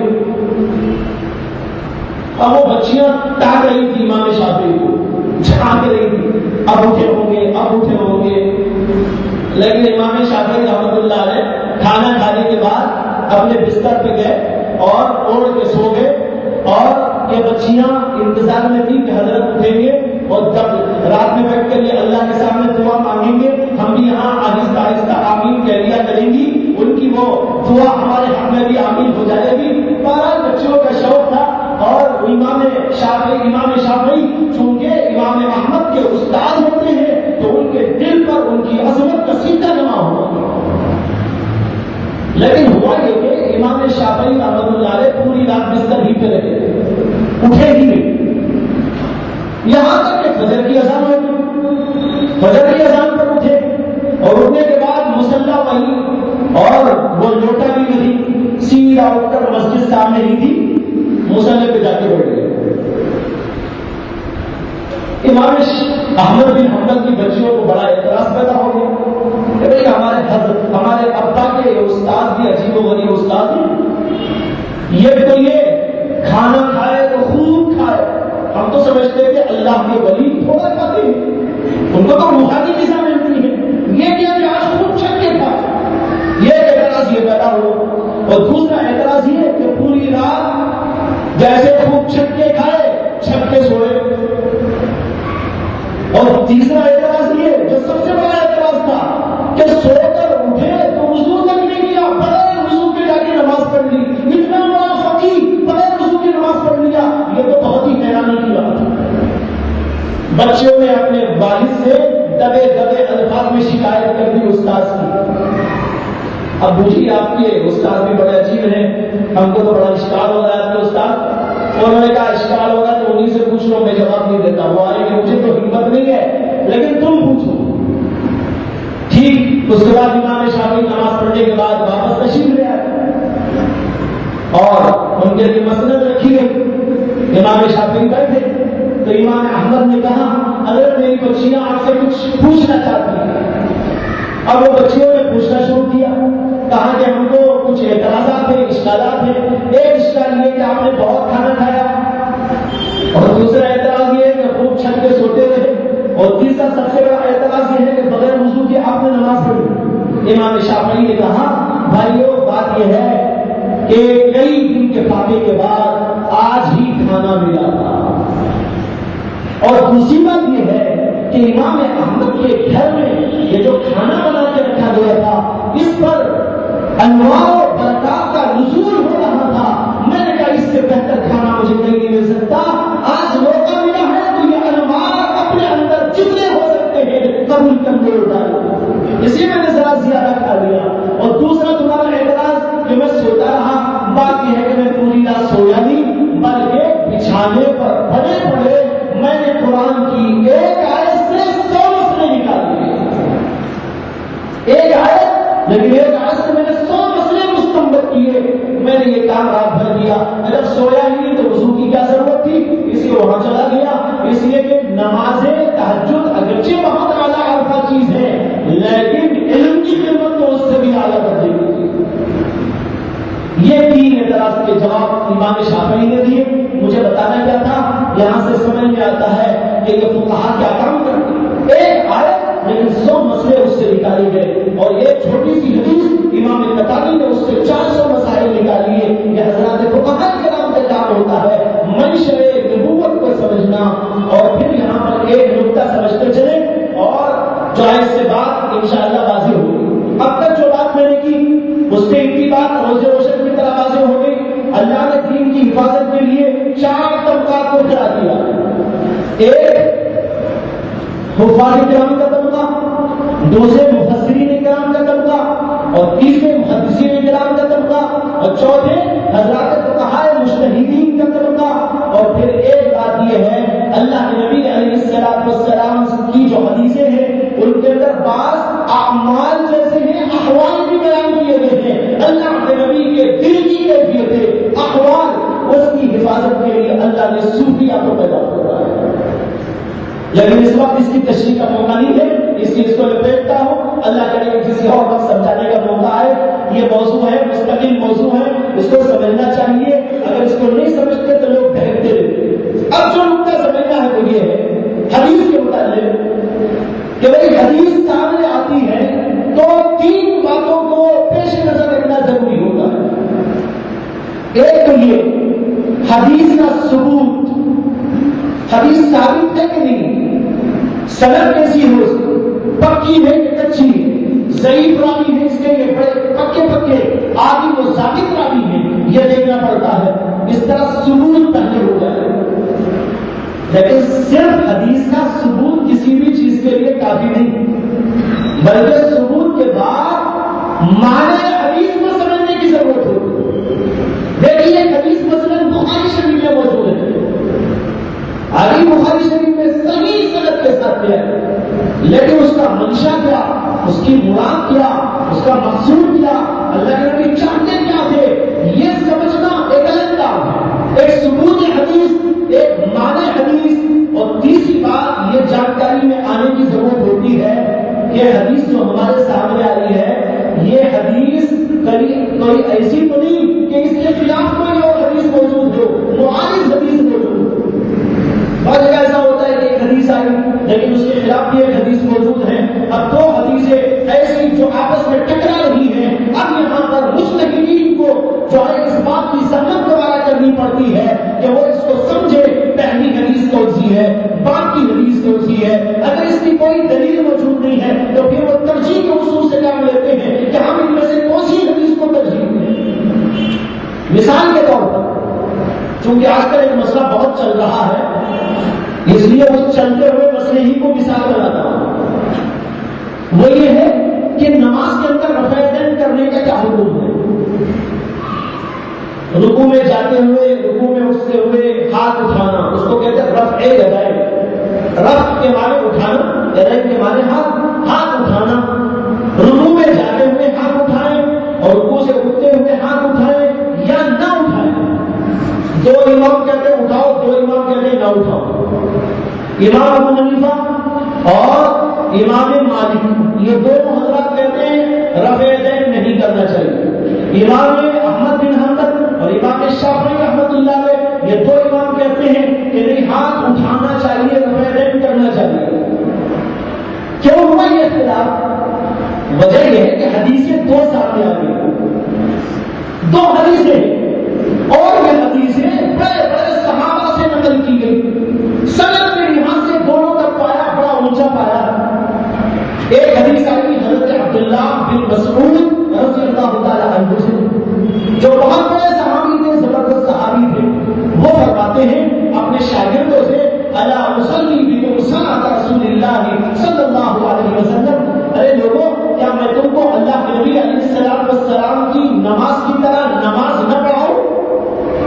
الا اصلی بکم، کیا میں تم کو نماز نہ پڑھاؤں ایسی صلاۃ رسول اللہ، جیسے رسول اللہ کی نماز ہوتی تھی۔ یہ کب کہا انہوں نے؟ اللہ کے نبی علیہ السلام کی دنیا سے پردہ فرما کے جانے کے بعد انہوں نے اپنے شاگردوں سے فرمایا الا اصلی بکم صلاۃ رسول اللہ صلی اللہ علیہ وسلم۔ پھر اس کے بعد نماز پڑھانی شروع کی، اور جب نماز پڑھائی تو کیسے پڑھائی؟ ان کے شاگرد نقل کرتے ہیں انہوں نے پہلی دفعہ اللہ اکبر کہتے ہوئے ہاتھ اٹھایا، پھر اس کے بعد ہاتھ نہیں اٹھایا، یعنی رکوع میں جاتے ہوئے نہیں اٹھایا، رکوع سے اٹھتے ہوئے ہاتھ نہیں اٹھائے، سجدے میں جاتے ہوئے بھی رفع یدین نہیں کیا، سجدے سے اٹھتے ہوئے بھی رفع یدین نہیں کیا، صرف شروع میں رفع یدین کیا، اس کے بعد کہیں رفع یدین نہیں کیا، اور اس کو انہوں نے کہا یہ اللہ کے رسول کی نماز ہے۔ اب یہ کہنے والے کون ہیں بھائی؟ کوئی معمولی آدمی ہم جیسے صحابی رسول ہیں، اور صحابہ میں بھی اتنا اونچا مقام تھا ان کا کہ بعض صحابہ کہتے ہیں اللہ کے نبی کے گھر میں ان کی آمد اور رفت کا ایسا سلسلہ رہتا تھا جیسے کسی گھر کے آدمی کا بس چلے جا رہے ہیں، نکل کے آ رہے ہیں، اللہ کے نبی کی خدمت میں پہنچ جاتے ہیں، جیسے گھر کا کوئی آدمی آتا جاتا ہے، بس صحابہ کہتے ہیں بہت دنوں تک تو ہم یہی سمجھتے رہے یہ اللہ کے نبی کے گھر کے فرد ہے، اتنا گہرا تعلق تھا اللہ کے نبی صلی اللہ علیہ وسلم سے۔ ان صحابی نے کہا میں نے اللہ کے نبی کو ایسا نماز پڑھتے ہوئے دیکھا، ایسی نماز تم کو پڑھا رہا ہو۔ انہوں نے اپنے شاگردوں کو نماز پڑھ کے سکھائی، بتائی، دکھائی۔ ایک یہ حدیث ہے۔ دوسری ایک اور حدیث ہے، وہ حضرت عبداللہ بن عمر رضی اللہ تعالیٰ عنہ سے ہے۔ اس حدیث کے اندر آتا ہے کہ حضرت عبداللہ بن عمر رضی اللہ تعالیٰ عنہ نے کہا میں نے رسول اللہ صلی اللہ علیہ وسلم کو نماز پڑھتے ہوئے دیکھا۔ کیسے دیکھا؟ کہ جب آپ نے جو ہے اللہ اکبر کہیں تو اس وقت میں آپ نے ہاتھ اٹھائے، اور پھر اس کے بعد جب رکوع میں گئے اس وقت بھی آپ نے رفع دین کیا، اب جب رکوع سے اٹھے تو اس وقت بھی رفع دین کیا۔ اس کے اندر رفع دین کا ذکر آ رہا ہے۔ اب ایک حدیث وہ ہے، ایک حدیث یہ ہے۔ بھائیوں دیکھو، ایک ہے ثبوت حدیث جیسے میں نے کہا، دوسرے کیا ہے معنی حدیث، منشأ حدیث، اور تیسری یہ دیکھنا پڑتا ہے ہمارے سامنے جو حدیث ہے اس کے خلاف کوئی حدیث تو موجود نہیں ہے۔ اب یہاں پر ہم دیکھتے ہیں ثبوت حدیث کے اعتبار سے دونوں حدیثیں صحیح حدیثیں۔ ابن عمر کی حدیث بخاری شریف میں موجود، امام مسلم کی کتاب میں موجود، اور ابن مسعود رضی اللہ عنہ کی جو حدیث ہے وہ ترمذی میں موجود اور دارقطنی میں موجود، مسند احمد میں موجود۔ امام ترمذی اس کے بارے میں کہتے ہیں یہ حدیث حسن درجے کی ہے، اور علامہ ابن حزم ظاہری اپنی کتاب المحلہ میں کہتے ہیں یہ حدیث صحیح درجے کی ہے۔ علامہ البانی مشکات کے حاشیے پر لکھتے ہیں اس حدیث کے اندر قابل اعتراض کوئی بات نہیں ہے۔ اب دیکھو دونوں حدیثیں آگے بھی آگے، لیکن یہاں ایک دوسرے کے خلاف نہیں، یہ کہہ رہی ہے کچھ، یہ کہہ رہی ہے کچھ۔ امام اعظم ابو حنیفہ رحمۃ اللہ علیہ نے اس موقع پر یہ فرمایا کہ بھائی عبداللہ بن عمر رضی اللہ عنہ حضور اکرم صلی اللہ علیہ وسلم سے جو نقل کر رہے ہیں وہ حضور کا ایک عمل نقل کر رہے ہیں، لیکن ہمیشہ حضور وہ کرتے رہے اس کا اس کے اندر کوئی ذکر نہیں ہے۔ اس کے برخلاف حضرت عبداللہ بن مسعود رضی اللہ عنہ کی جو حدیث ہے اس میں وہ حضور کے عمل کو صحابہ کو دکھا رہے، اپنے شاگردوں کو بتا رہے اس طرح نماز ہوتی تھی حضور کی۔ اس میں حضور کی نماز کی عملی مشق کرا کر انہوں نے یہ بتا دیا حضور کا آخری عمل یہ تھا۔ ہاں کبھی حضور نے کیا تھا اس کی یہ ہمیں عبداللہ بن عمر نے بتایا، اس میں کوئی اشکال کی بات نہیں۔ حضور نے ایک دفعہ کبھی کسی موقع پر کیا تھا، بے شک کیا تھا، اس کو انہوں نے بیان کیا، لیکن آخری عمل حضور کا کیا تھا؟ ہمیشہ کا عمل کیا تھا۔ حضور جب دنیا سے تشریف لے گئے تو کیا عمل ہم کو دے کر گئے؟ وہ عبداللہ بن مسعود کی حدیث بتا رہی ہے، انہوں نے اسی عمل نبوت کو لوگوں کے سامنے کر کر پریکٹیکل بتایا، اور پریکٹیکل کب بتائے گا صحابی؟ جب اسے یقین ہوگا کہ یہی آخری بات ہے۔ اس طرح ترجیح کی بات ہوگی، تو اس طرح یہ ضرورت ہوتی ہے مجتہدین امت کی وہ منشا کو سمجھے، مطلب کو سمجھے، مقصد کو سمجھے، اور مختلف قسم کی حدیث آئی تو ان کے اندر ترجیح یا تنسیخ والی بات کو سمجھے اور امت کے سامنے پیش کروائے۔ اس کے لیے بھائیوں ہمیں ضرورت پڑتی ہے ایسے لوگوں کی تقلید کرنے کی جو جن لوگوں نے اپنی زندگیوں کو اس کے پیچھے لگایا، اس کے پیچھے انہوں نے ساری زندگی خرچ کر دی۔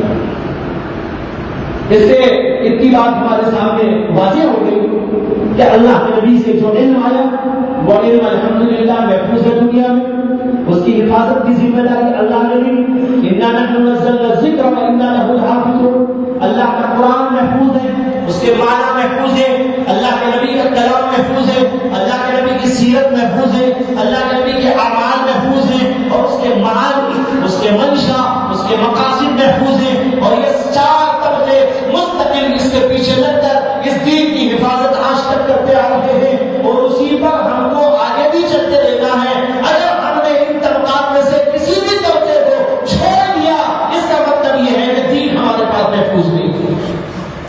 اگر کوئی کہتا ہے حافظوں کی کیا ضرورت، اس کا مطلب یہ ہے اسے قرآن کی کوئی ضرورت نہیں ہے۔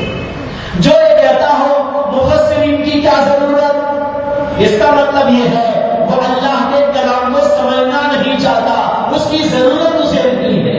اور جو یہ کہتا ہو محدثین کی کیا ضرورت، اس بے وقوف سے ہم کہیں گے تجھے اللہ کے نبی کی ضرورت نہیں ہے۔ یہ وہ لوگ ہیں جو منکرین حدیث کہلاتے ہیں، وہ کہتے ہیں اللہ کے نبی کی حدیثوں کی کوئی ضرورت نہیں۔ آئے تھے حضور، ڈاکیا بن کر آئے تھے، اللہ کا کلام پیش کرنے کے لیے پوسٹ مین کی حیثیت سے آئے تھے۔ پوسٹ مین کا کام یہ ہوتا ہے وہ پوسٹ لا کر پہنچا دے اور چلا جائے، اتنا ہی کام تھا محمد صلی اللہ علیہ وسلم کا، اس سے زیادہ کوئی کام نہیں تھا۔ یہ منکرین حدیث کا نظریہ ہے۔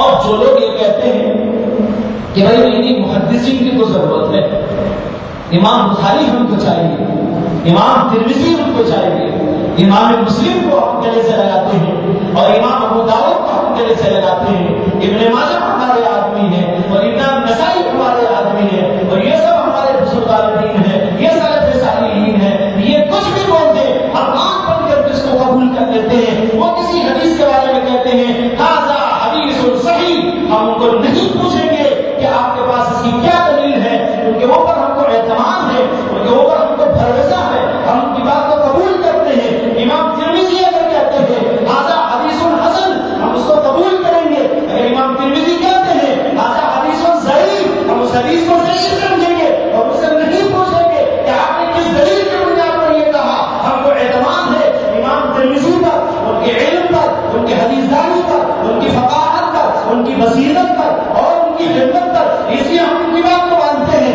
امام بخاری نے کہہ دیا ان کی بات ہمارے لیے جو ہے بالکل بات ضروری اور واجب کا درجہ رکھتی ہے، ہم اس کو قبول کریں گے۔ جس حدیث کو انہوں نے ضعیف کہا ہم اس کو ضعیف کہیں گے، جس کو انہوں نے موضوع قرار دیا ہم اس کو موضوع قرار دیں گے، جس کو انہوں نے صحیح کہہ دیا ہم اس کو صحیح قرار دیں گے۔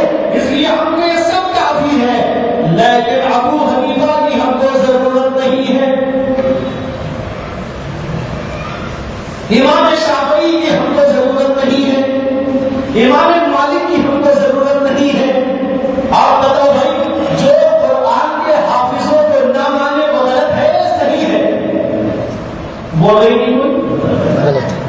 اب بھی آواز نہیں آ رہی، شاید شک پڑ گیا آپ کو، شک ہے وہ بھی ظاہر کر دو۔ کھلی کھلی بات کہہ رہا ہوں، جو کہتا ہو حافظوں کی ضرورت نہیں، صحیح ہے غلط؟ جو کہتا ہو مفسرین کی ضرورت نہیں، غلط۔ جو کہتا ہو محدثین کی ضرورت نہیں، غلط۔ تو جو یہ کہتا ہو مجتہدین کی ضرورت نہیں، وہ بھی غلط ہے کہ نہیں ہے؟ بتاؤ۔ جن میں ایک بھی طبقے کا انکار کرے اس کا مطلب یہ ہے اللہ اور اللہ کے رسول کی طرف سے آئے ہوئے علم کا وہ انکاری ہے، اس کا منکر ہے، جیسے منکر حدیث ہے، یہ منکر فقہ ہے جو اللہ کے نبی کی طرف سے آئے ہوئے علم کی حقیقت کا انکار کرتا ہے۔ اس لیے بھائیو ہمیں حفاظ کرام کو بھی ماننا ہے، مفسرین کرام کو بھی ماننا ہے، اور محدثین کرام کو بھی ماننا ہے، ان کی خدمات کو جو ہے ہمیں سلامی دینا ہے، اور ان کی خدمات کو ہمیں قبول کرنا ہے، اس سے ہمیں استفادہ کرنا ہے، اور اس کے ساتھ جو حضرات فقہا گزرے ان فقہا کی خدمات کو بھی ماننا ہے، اور یہ کہنا ہے انہوں نے جو خدمت انجام دی ہے اگر وہ انجام نہ دیتے تو ہمیں خدا کی قسم قرآن و حدیث سے سمجھ میں نہ آتا جیسے کہ سمجھ میں آنا چاہیے تھا۔ میں ایک چھوٹی سی مثال دیتا ہوں ان لوگوں کی خاطر جو یہ کہتے ہیں ہم کو کسی کی ضرورت نہیں۔ امام مسلم نے ایک حدیث روایت کی ہے، وہ کہتے ہیں کہ اللہ کے نبی علیہ السلام نے ارشاد فرمایا، اور اس حدیث کو انہوں نے 8 سندوں سے پیش کیا، ایک سند نہیں 8 سندوں کے ساتھ میں پیش کیا۔ اس کے اندر ہے کہ اللہ کے نبی صلی اللہ علیہ وسلم نے فرمایا الوضوء مما مست النار، جس چیز کو آگ چھو لے یعنی وہ آگ میں پک جائے اس سے وضو واجب ہو جاتا ہے۔ مثلا آپ دودھ گرم کر کے پی لیے وضو واجب ہو جائے گا، آپ نے چائے پی لی وضو واجب ہو جائے گا، آپ نے کھانا کھایا وضو واجب ہو جائے گا، آپ نے کوئی اور پکی ہوئی چیز کھا لی وضو واجب ہو جائے گا۔ امام مسلم نے 8 سندوں سے ایک حدیث کو پیش کیا ہے، یہ حدیث آج بھی مسلم شریف کے ہر نسخے میں موجود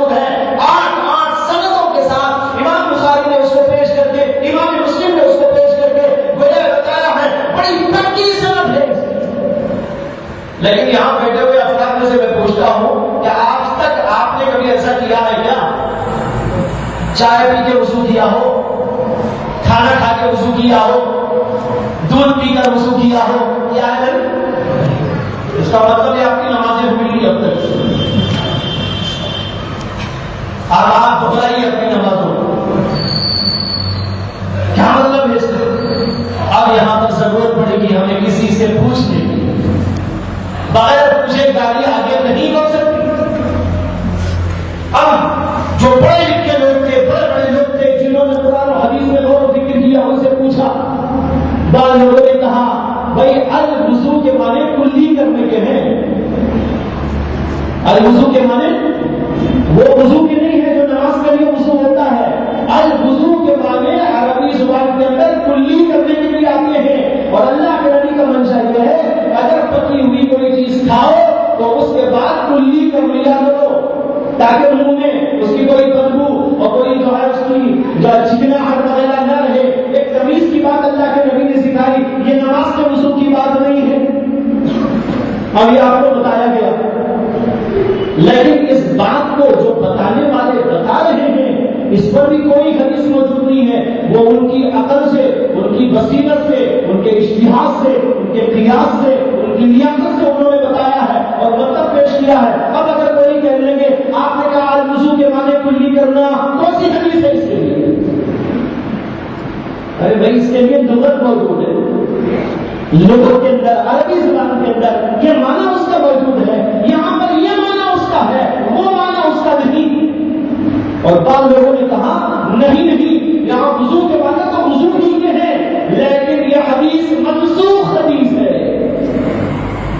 جی ہاں، پہلے حضور نے فرمایا تھا لیکن بعد میں حضور کی اور حدیثوں نے اور حضور کے عمل نے بتا دیا اس کے اوپر اب عمل نہیں ہوگا. یہ منسوخ حدیث ہے، پہلے کی حدیث ہے.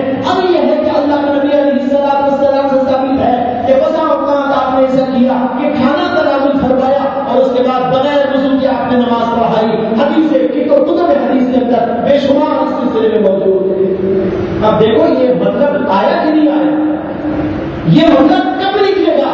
جب پوچھیں گے ابو حنیفہ سے، جب پوچھیں گے امام محی السنہ سے، جب پوچھیں گے آپ امام شافعی سے، جب پوچھیں گے امام مالک سے، جب پوچھیں گے ابن المبارک سے، جب پوچھیں گے ابن ابی لیلہ سے، جب پوچھیں گے اور محدثین و فقہاء سے، وہ بتائیں گے کہ اس کا مطلب کیا ہے. اگر یہ آپ نے نہیں سمجھا اور آپ کے سامنے یہ سارا علم موجود نہیں ہے، آپ کو حدیث کی کتاب ہاتھ میں دے دی گئی، مسلم شریف کا ترجمہ آپ کو دے دیا گیا، انگریزی ترجمہ. آج کل تو جو ہے اپ ٹو ڈیٹ لوگ ہیں وہ اردو ترجمہ بھی نہیں پڑھتے. اردو ترجمہ پڑھنے ان کو بڑی شرم آتی ہے اور حدیث کی جو اصلی زبان ہے یعنی عربی زبان وہ پڑھتے ہوئے وہ پانی پانی ہو جاتے ہیں. ان کو بڑی شرم آتی ہے. وہ تو انگریز کی اولاد ہے، انگریزی زبان بولتے ہیں، انگریزی پڑھنے میں فخر محسوس کرتے ہیں اور عربی پڑھنے والوں کو حقیر سمجھتے ہیں، مدرسے والوں کو حقیر سمجھتے ہیں. وہ کہتے ہیں ہم تو انگریزی کام انٹرنیٹ سے کام چلے گا، انٹرنیٹ سے ہم علم حاصل کر لیں گے. لیکن آپ کو یہ خبر ہے اللہ کے نبی علیہ السلام کے جاہلیوں سے نہیں لیا جائے گا، فاسقوں سے نہیں لیا جائے گا. اللہ کے دین پر جمے ہوئے لوگوں سے، اللہ کے دین پر مر مٹنے والوں سے، اللہ کے دین پر اپنے آپ کو قربان کرنے والوں سے ان سے علم حاصل کیا جائے گا جن کی سیرت پاکیزہ ہو، جن کی طبیعت پاکیزہ ہو، جن کا دماغ پاکیزہ ہو، جن کی طبیعت میں نفاست ہو، جو یہ چاہتے ہو اللہ کے نبی پر کرتے رہے، ان سے علم حاصل کیا جاتا ہے. اسی لیے محدثین کرام نے فرمایا علم حاصل کرنے سے پہلے یہ دیکھ لو امن تاخذون دینکم، تم اپنا دین کس سے حاصل کر رہے ہو. پہلے دیکھنا پڑے گا کس سے علم حاصل کر رہے ہیں. داڑھی مجھے سے حاصل ہو رہا ہے، پینٹ پہننے والے سے حاصل ہو رہا ہے، ٹائی پہننے والے سے حاصل ہو رہا ہے، جو نماز کی جو ہے نادا کرتا رہتا ہے اس سے حاصل ہو رہا ہے، جو ٹی وی کے اس پر آ کر اپنے آپ کی اشاعت اور اپنی شہرت چاہتا ہے اس سے حاصل کیا جا رہا ہے. بھائیو اللہ کے دین کو، اللہ کے نبی علیہ السلام کی شریعت کو پاکیزہ لوگوں سے حاصل کیا جاتا ہے، اس طرح حاصل نہیں کیا جا سکتا. اس لیے ہم کو آنا پڑے گا، علم کی روشنی حاصل کرنے کے لیے علم کی خدمت میں آنا پڑے گا. اسی لیے بزرگ نے جب ایک ایسے شخص کو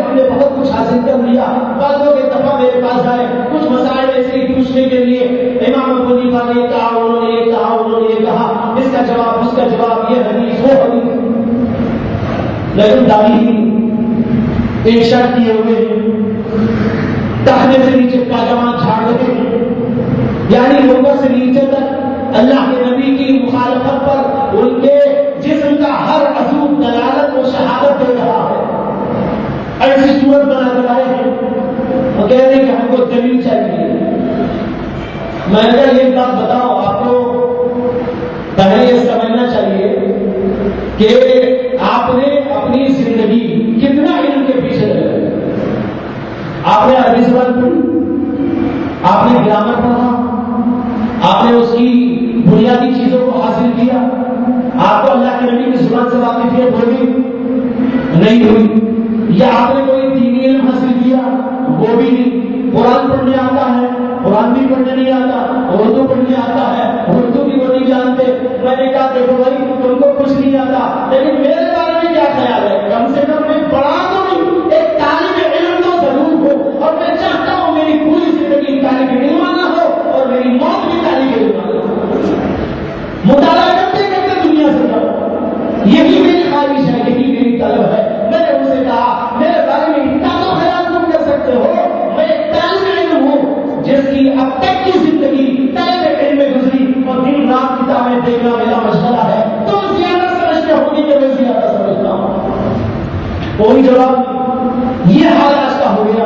بھائیوں بزرگوں، اس طرح لوگوں نے اپنے آپ کو پتہ نہیں کیا سمجھ لیا، اس طرح جو لوگ یہ علم دین کو حاصل کرتے ہیں بس کوئی ترجمہ پڑھ لیتے کچھ کر لیتے۔ اس کو میں کہہ رہا تھا اگر انگریزی کا ترجمہ کسی کو دے دیا، مسلم شریف اس کے ہاتھ میں موجود ہے، تب وہ حدیثیں پڑھتا جا رہا ہے۔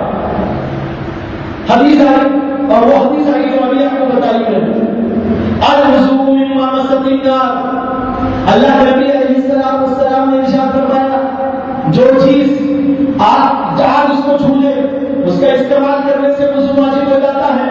اب یہ ترجمہ اس میں لکھا ہوا ہے، انگریزی زبان کے اندر ترجمہ لکھا ہوا ہے۔ اب یہ شخص اللہ کے نبی کی جو حدیث سامنے آئی ہے، اب یہ کیا فیصلہ کرے گا مجھ کو بتاؤ، حدیث کو مانے گا یا حدیث کو چھوڑے گا؟ کیا خیال ہے، ماننا ہے نہیں ماننا ہے؟ نہیں ماننا ہے، نہیں ماننا تو کافی ہو گیا۔ مسلم شریف ہاتھ میں موجود ہے، حدیث اس کے سامنے آ رہی ہے، اس کے اندر یہ لکھا ہوا ہے اللہ کے نبی نے فرمایا کہ اگر کوئی آدمی ایسی چیز استعمال کیا جس کو آگ میں چھوا ہے، یعنی آگ میں وہ پکی ہے، اسے اس کے اوپر وضو ہے۔ اب اس حدیث کو اسے ماننا ہے یا نہیں ماننا ہے؟ سارے مسلمان کہیں گے ماننا ہے، نہیں مانے تو کافر ہے۔ اب ماننا ہے مان لیا، اب ماننے کے بعد عمل کرنا ہے یا نہیں کرنا ہے؟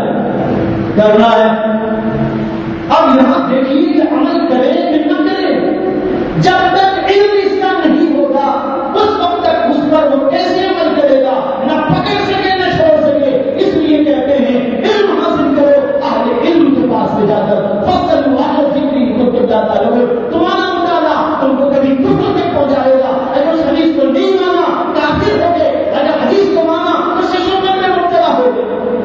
ایک اور حدیث سنیے اسی طرح، امام بخاری نے اس کو روایت کیا، کیا ہے؟ اللہ کے نبی علیہ السلام نے فرمایا الماء من الماء، الماء من الماء، ترجمہ کرو پانی پانی سے ہے۔ اب یہ مجتہدین مجھ کو بتائیں کیا مطلب؟ پانی پانی سے ہے، الماء ماں کے معنی عربی میں پانی، ادھر بھی لفظ ہے ماں، ادھر بھی لفظ ہے ماں، بیچ میں ایک لفظ ہے من کے معنی سے، اور ترجمہ ہوا پانی پانی سے۔ ترجمہ لکھا ہوگا water with water, water with water.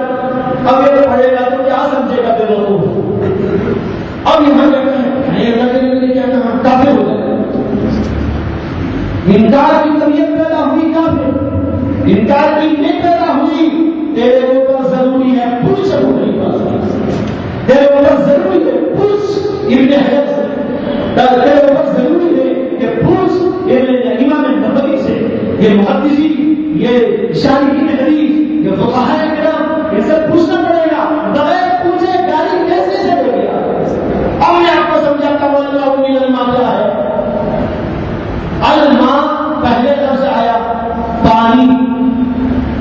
اس کے معنی میں پانی، اور مراد ہے غسل کرنا، پانی سے غسل کرنا. اور دوسرا جو لفظ ماء آیا وہاں پانی سے مراد ہے منی کا نکلنا. اللہ کے نبی کہہ رہے منی کے نکلنے سے غسل واجب ہوتا ہے. پانی سے یعنی پانی نہانا واجب ہے. پانی نکلنے سے یعنی تمہارے اندر سے پانی نکلے گا، منی نکلے گی تو غسل واجب ہو جائے گا. دوسری بات یہ ہے کہ اس حدیث سے یہ بات معلوم ہوئی کہ پانی نکلے یعنی منی نکلے تبھی غسل واجب ہے. لیکن یہ آدمی مثال کے طور پر اپنی بیوی سے ملا لیکن پانی نہیں نکلا، پانی نکلنے سے پہلے وہ الگ ہو گیا اپنی بیوی سے کسی کی وجہ سے. تمام صحابہ سے پوچھ لے، وہ کہتے ہیں تب بھی غسل واجب ہے، تب بھی غسل واجب ہے. اب کیا مطلب ہے اس حدیث کا؟ اللہ کے نبی کے پانی نکلے گی تو پانی واجب ہوتا ہے. اب یہاں سارے صحابہ کہتے ہیں کہ نہیں جناب، پانی نکلے تو بھی واجب ہے، نہیں نکلے تو بھی واجب ہے. اب یہ بڑی کون سمجھائے؟ اس کے لیے جانا پڑے گا آپ کو شاگرد بن کر اور جوتیاں سیدھی کرتے ہوئے ان بزرگوں کی خدمت میں جنہوں نے اس کا علم حاصل کیا، حضرات صحابہ سے، وہ صحابہ سے لیتے ہوئے پھر تابعین پیدا ہوئے، پھر تابعین پیدا ہوئے، پھر اس کے بعد اور مجتہدین پیدا ہوئے. ان سے پوچھنا پڑے گا، بغیر پوچھے گالی نہیں چلے. اس لیے بھائیوں یہ علم محفوظ ہے اور اس کی حفاظت اسی طرح ہوگی جس کی ترتیب ابھی بتا دی گئی. جو اس رخ سے بدلے گا، اس پٹی سے ہٹے گا، وہ گمراہی کی کسی نہ کسی خانے کی طرف چلا جائے گا.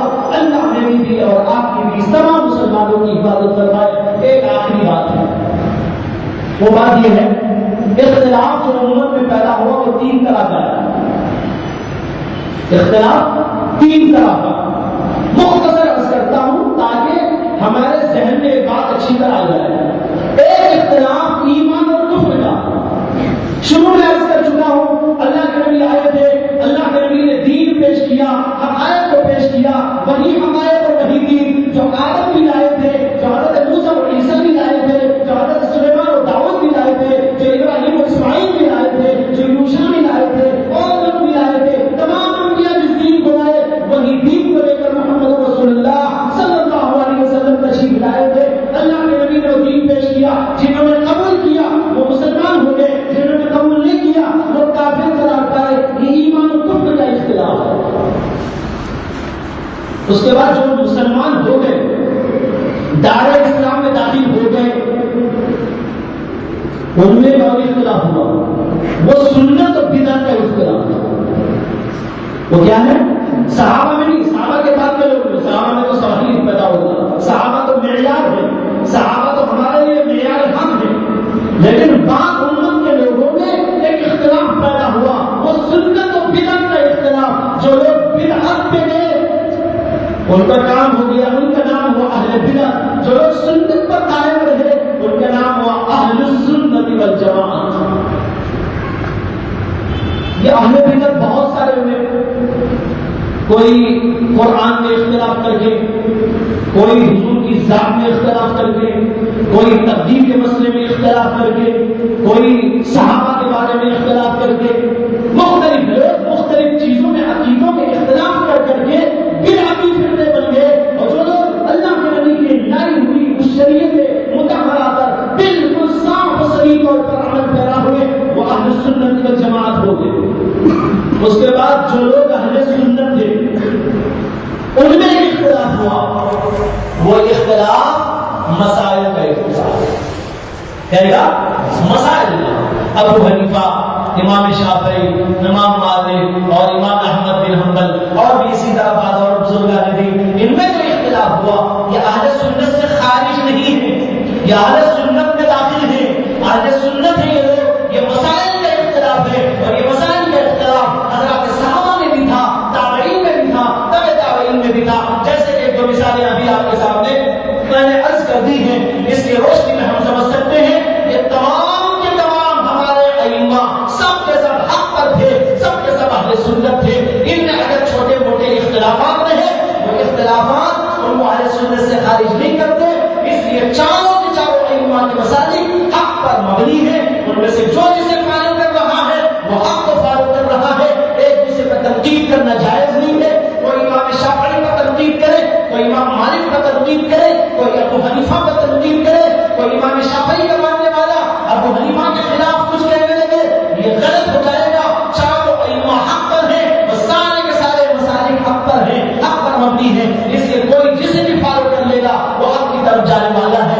اس طرح بھائیوں پہلا اختلاف وہ اختلاف جو ہے ایمان اور کفر کا اختلاف تھا. جو دوسرا اختلاف تھا وہ اختلاف ایمان والوں کے اندر ہوا اور وہ حق و باطل کا اختلاف تھا.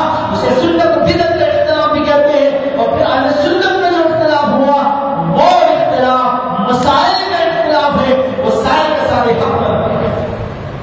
اس سارے کے سارے حق پر ہونے پر ایک واقعہ سنا کر اپنی بات ختم کر دوں گا. اس کو نہ سمجھ کر جیسے آج لوگ بعض لوگ بہتے جا رہے ہیں. ہمارے بزرگوں میں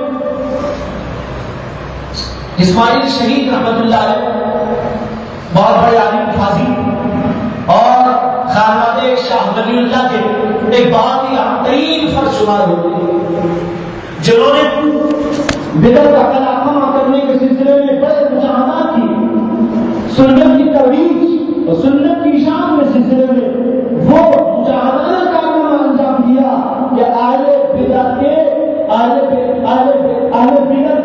جو ہے وہ بجلیاں مل رہی, بڑا کارنامہ انجام دیا. ایک زمانے میں ایسا ہوا تو انہوں نے رفع یدین کے سلسلے میں حدیث پڑھی تو انہوں نے کہا اللہ کے نبی صلی اللہ علیہ وسلم کی حدیث تو یہ بھی ہے رفع یدین کرنا, یا میں رفع یدین کروں گا. اس لیے انہوں نے رفع یدین کرنا شروع کیا. تو جب رفع یدین کیا تو انہیں کے خاندان کے ایک بزرگ جو ان کے بڑے ہوتے ہیں, چچا وچا کچھ مجھے یاد نہیں بولتے وہ اس وقت ذہن میں نہیں رہا, تو انہوں نے جب ان کو معلوم ہوا کہ سید اسماعیل شہید رحمت اللہ علیہ رفع یدین کر رہے ہیں اور یہ کہتے ہیں یہ اللہ کے نبی کی ایک سنت ہے, ہمارے علاقے کے اندر یہ سنت زندہ نہیں ہے اور اس سنت کو زندہ کرنے کی ضرورت ہے, اس لیے وہ رفع یدین کرنے لگے ہیں. تو ان کے بزرگ نے ایک پیغام ان کو چھوڑا اور پیغام میسج بھیجا ان کو. اس میسج میں انہوں نے کہا, میسج کا مطلب یعنی موبائل سے بھیجا, یہ آج کے زمانے کی ایجاد ہے. جیسے بھی کسی کے ذریعے پیغام بھیجا, پیغام یہ بھیجا کہ میں آپ کو بہت بڑا عالم, بہت بڑا جو ہے عالم سمجھتا تھا, لیکن آج سمجھ میں آیا کہ تم ابھی اس پائے کے نہیں ہو. اس کے بعد انہوں نے کہا بھائی وہاں پر سنت کو زندہ کیا جاتا ہے جہاں پر سنت کے مقابلے میں بدعت ہو, جہاں پر سنت کے مقابلے میں بدعت ہو, بدعت کو ختم کرو اور سنت کو اس کی جگہ پر جاری کرو, یہ ہے ثواب کا کام. لیکن جہاں دونوں طریقے سنت ہو وہاں پر ایک کو دوسرے کے مقابلے میں نہیں لایا جا سکتا. کیا پیاری بات کہی, کیا بہترین بات کہی, اور کیا اس کے اندر بصیرت اور علم موجود ہے. اہل علم اس کے اوپر غور کر سکتے ہیں. اللہ تعالیٰ مجھے بھی آپ کو بھی توفیق عطا فرمائے. بہرحال یہ ساری چیز آپ کے سامنے لائی گئی اور بتانے یہ ہے ہمیں صحیح طریقے سے علم حاصل کرنا ہے, غلط طریقوں پر نہیں جانا ہے. انٹرنیٹ سے اور ٹیلی ویژن سے اور ادھر ادھر کی محض کتابوں سے علم نہیں آیا کرتا. دین پیدا ہوتا ہے بزرگوں کی نظر سے پیدا, بہت پہلے سے سنتے چلے آ رہے تھے. آج تو لوگ یہ کہتے ہیں دین پیدا ہوتا ہے انٹرنیٹ سے پیدا, دین ہوتا ہے ٹیلی ویژن سے پیدا. ارے ایک زمانے سے سنتے آئے بزرگوں کی نظر سے علم پیدا ہوتا ہے اور آج لوگ یہ سمجھنے لگے انٹرنیٹ سے پیدا ہوتا ہے. انٹرنیٹ سے آپ یہ نہیں سمجھ سکتے یہ انٹرنیٹ کے جو ویب سائٹس ہیں یہ کس کی ویب سائٹ ہے. میں آپ کو سناؤں, ایک دفعہ شاید 2 سال ہو گئے یا 3 سال ہو گئے ہوں گے جب میں یہاں پر تھا بازو, تو اس وقت ایک دن ایک نوجوان رات عشاء کے بعد آ کر دستک دینے لگا. معلوم ہوا کہ ایک نوجوان ہے اور وہ ملنا چاہتا ہے اور یہ بھی کہتا ہے کہ بہت ارجنٹ ہے. کل میں نے کہا ٹھیک ہے میرے گھر میں بلا کے بٹھایا گیا. اس کے بعد میں آیا, بات کیا تو اس نے کہا کہ میں ایک بات پوچھنے کے لیے آیا ہوں, کیا قرآن میں کوئی آیت غلط بھی ہے کیا؟ جو بڑا تعجب ہو کہ بھائی یہ کیسا مسلمان ہے. میں نے کہا اللہ کا کلام کبھی غلط ہو سکتا ہے, اس کا ایک شوشہ ایک نقطہ بھی غلط نہیں ہو سکتا. ایک آیت غلط ہونے کا کیا مطلب ہے؟ اللہ کا اب پورا کلام پاکیزہ مستند اور صحیح ہے، یہ آپ نے کیسے کہہ دیا، کہاں پر ہے؟ تو کہنے لگے ایک ویب سائٹ میں ٹرائی کر رہا تھا، وزٹ کر رہا تھا، یہ آج کل کی زبان ہے نا، ایک ویب سائٹ ٹرائی کر رہا تھا، وزٹ کر رہا تھا، اور اس میں چلتے چلتے ایک میں جو ہے کچھ ایسی باتیں آئی اور میں نے اس کو نکالا ہے اور اس کے اندر بہت ساری چیزیں لکھی ہوئی ہیں، اس کا بہت متاثر معلوم ہو رہا تھا، اور وہ گویا مجھے یہ بتانا چاہ رہا تھا کہ میں نے جو علم حاصل کیا ہے وہ آپ لوگوں کے پاس نہیں ہے، یعنی مجھے کہیں سے بہت ہی بڑا چوہا مل گیا، وہ لے کے آپ کے پاس میں آیا ہوں، وہ چوہا آپ کے پاس نہیں ہے۔ خیر بات اس کے بعد اپنی بیگ سے ایک پلندہ سا نکالا جو انٹرنیٹ سے اس نے وہ پرنٹ آؤٹ نکالے تھے، وہ لا کر وہ مجھ کو دیا، وہ کہنے لگے اس کے اندر ہے دیکھیے، میں ادھر سے دیکھا تو وہ شیعہ کا ویب سائٹ ہے، شیعہ قرآن کو نہیں مانتے، قرآن کو جھوٹا کہتے ہیں، قرآن کو محرف کہتے ہیں، ان کا کوئی ویب سائٹ، اس کو کھولا، اس نے دیکھا، اس کے اندر میں نے کہا یہ شیعہ کا ویب سائٹ آپ نے دیکھا، اس کے اندر یہ لکھا ہوا ہے اگر یہودی کا ویب سائٹ آپ دیکھیں گے تو اس کے اندر آپ کے نبی کو بھی غلط کہا گیا ہے، تو کیا آپ کے نبی کو بھی آپ غلط مان لیں گے؟ اور یہاں تو ایک دو چار آیتیں چند آیتوں کے بارے میں لکھا گیا ہے، اور یہ عیسائیوں یہودیوں کا ویب سائٹ آپ دیکھیں گے اس کے اندر تو یہ کہا گیا ہے کہ قرآن اللہ کا نازل بھی ہوا، تب آپ کیا کریں؟ اس لیے میں نوجوانوں کو یہ کہنا چاہتا ہوں قرآن حدیث اور دین کا علم معتبر لوگوں سے حاصل کرو، یہی ایک طریقہ ہے شروع سے جو آج تک قیامت تک رہے گا، ان ذریعوں سے آپ کچھ جو ہے علماء کی روشنی میں، علماء کے جو ہے رہبری میں کچھ استفادہ کرنا چاہیں، علماء کے ذریعے سے اس سے استفادہ کیجیے، منع نہیں کرتا، لیکن از خود اس کے اندر جا کر کہیں گمراہی میں نہ پھنس جائے۔ اور یہ بات بھی آپ کو سنا دوں، یہ میرے اشاروں سے گزشتہ سال میرے پاس کئی علماء آئے، ایک وقت آیا تھا اور انہوں نے کہا ایک صاحب جو تبلیغی جماعت سے بہت منسلک رہے لیکن انٹرنیٹ سے ان کے بڑے تعلقات، ہر وقت انٹرنیٹ دیکھنا، یہ کرنا وہ کرنا کرتے رہتے تھے، انہوں نے اب نبوت کا دعویٰ شروع کر دیا۔ میرے اشارہ آپ سے دور نہیں ہے، وہاں کے علماء دور نہیں ہے، سب کے سامنے بول رہا ہوں، یہ واقعہ پیش آیا گزشتہ سال، علماء کا ایک وقت ہمارے پاس آیا مدرسے میں ملاقات کے لیے، اس مشورے کے لیے، یہ حقیقت سامنے آئی، معلوم ہوا کہ بہتانے کے لیے بہت ساری تدبیریں یہ عیسائی اور یہودی اور مختلف قسم کے لوگ جاری کیے ہوئے ہیں، یہاں پر اگر صحیح علم نہیں ہے انسان بہک سکتا ہے، اس لیے نوجوانوں کو یہ موقع غنیمت سمجھنا چاہیے۔ اور آج کل جو حالات پیش آئے اس کے اندر ہمارے مفتی شفیق صاحب نے ایک اچھا پروگرام بنایا، میرے سے اس سلسلے میں انہوں نے مشورہ کیا تھا، مجھے بہت اچھا لگا، میں نے اس کو سراہا، میں نے کہا کہ اگر اس طرح کا نظام جگہ جگہ قائم کر دیا جائے تو ہمارے نوجوانوں کو علماء سے استفادے کا اور صحیح بات کو حقیقت کے ساتھ میں سمجھنے کا بڑا اچھا موقع فراہم ہوگا، اس لیے آپ ضرور اس کو کریں۔ چنانچہ ایک بات اس سے پہلے بھی رمضان سے پہلے ایک بیچ اس سلسلے میں جو ہے علم حاصل کر کے فارغ ہوئی اور مولانا نے بتایا کہ ان کو سرٹیفکیٹ وغیرہ بھی دینے والے ہیں، اب انشاءاللہ یہ دوسرا سلسلہ چلے گا، اس کے لیے مولانا اس کی تفصیل آپ کے سامنے بیان کریں گے۔ اللہ تعالیٰ سے دعا ہے کہ اللہ تبارک و تعالیٰ مجھے بھی آپ کو بھی سب کو دین حق پر داغی میں زندہ رکھے، اور جب تک اللہ ہم کو زندہ رکھے، حق کے ساتھ میں زندہ رکھے، حق والوں کے ساتھ میں زندہ رکھے، باطل سے اہل باطل سے ہماری اور آپ کی اور پوری امت کی حفاظت فرمائے۔ واخر دعوانا الحمدللہ۔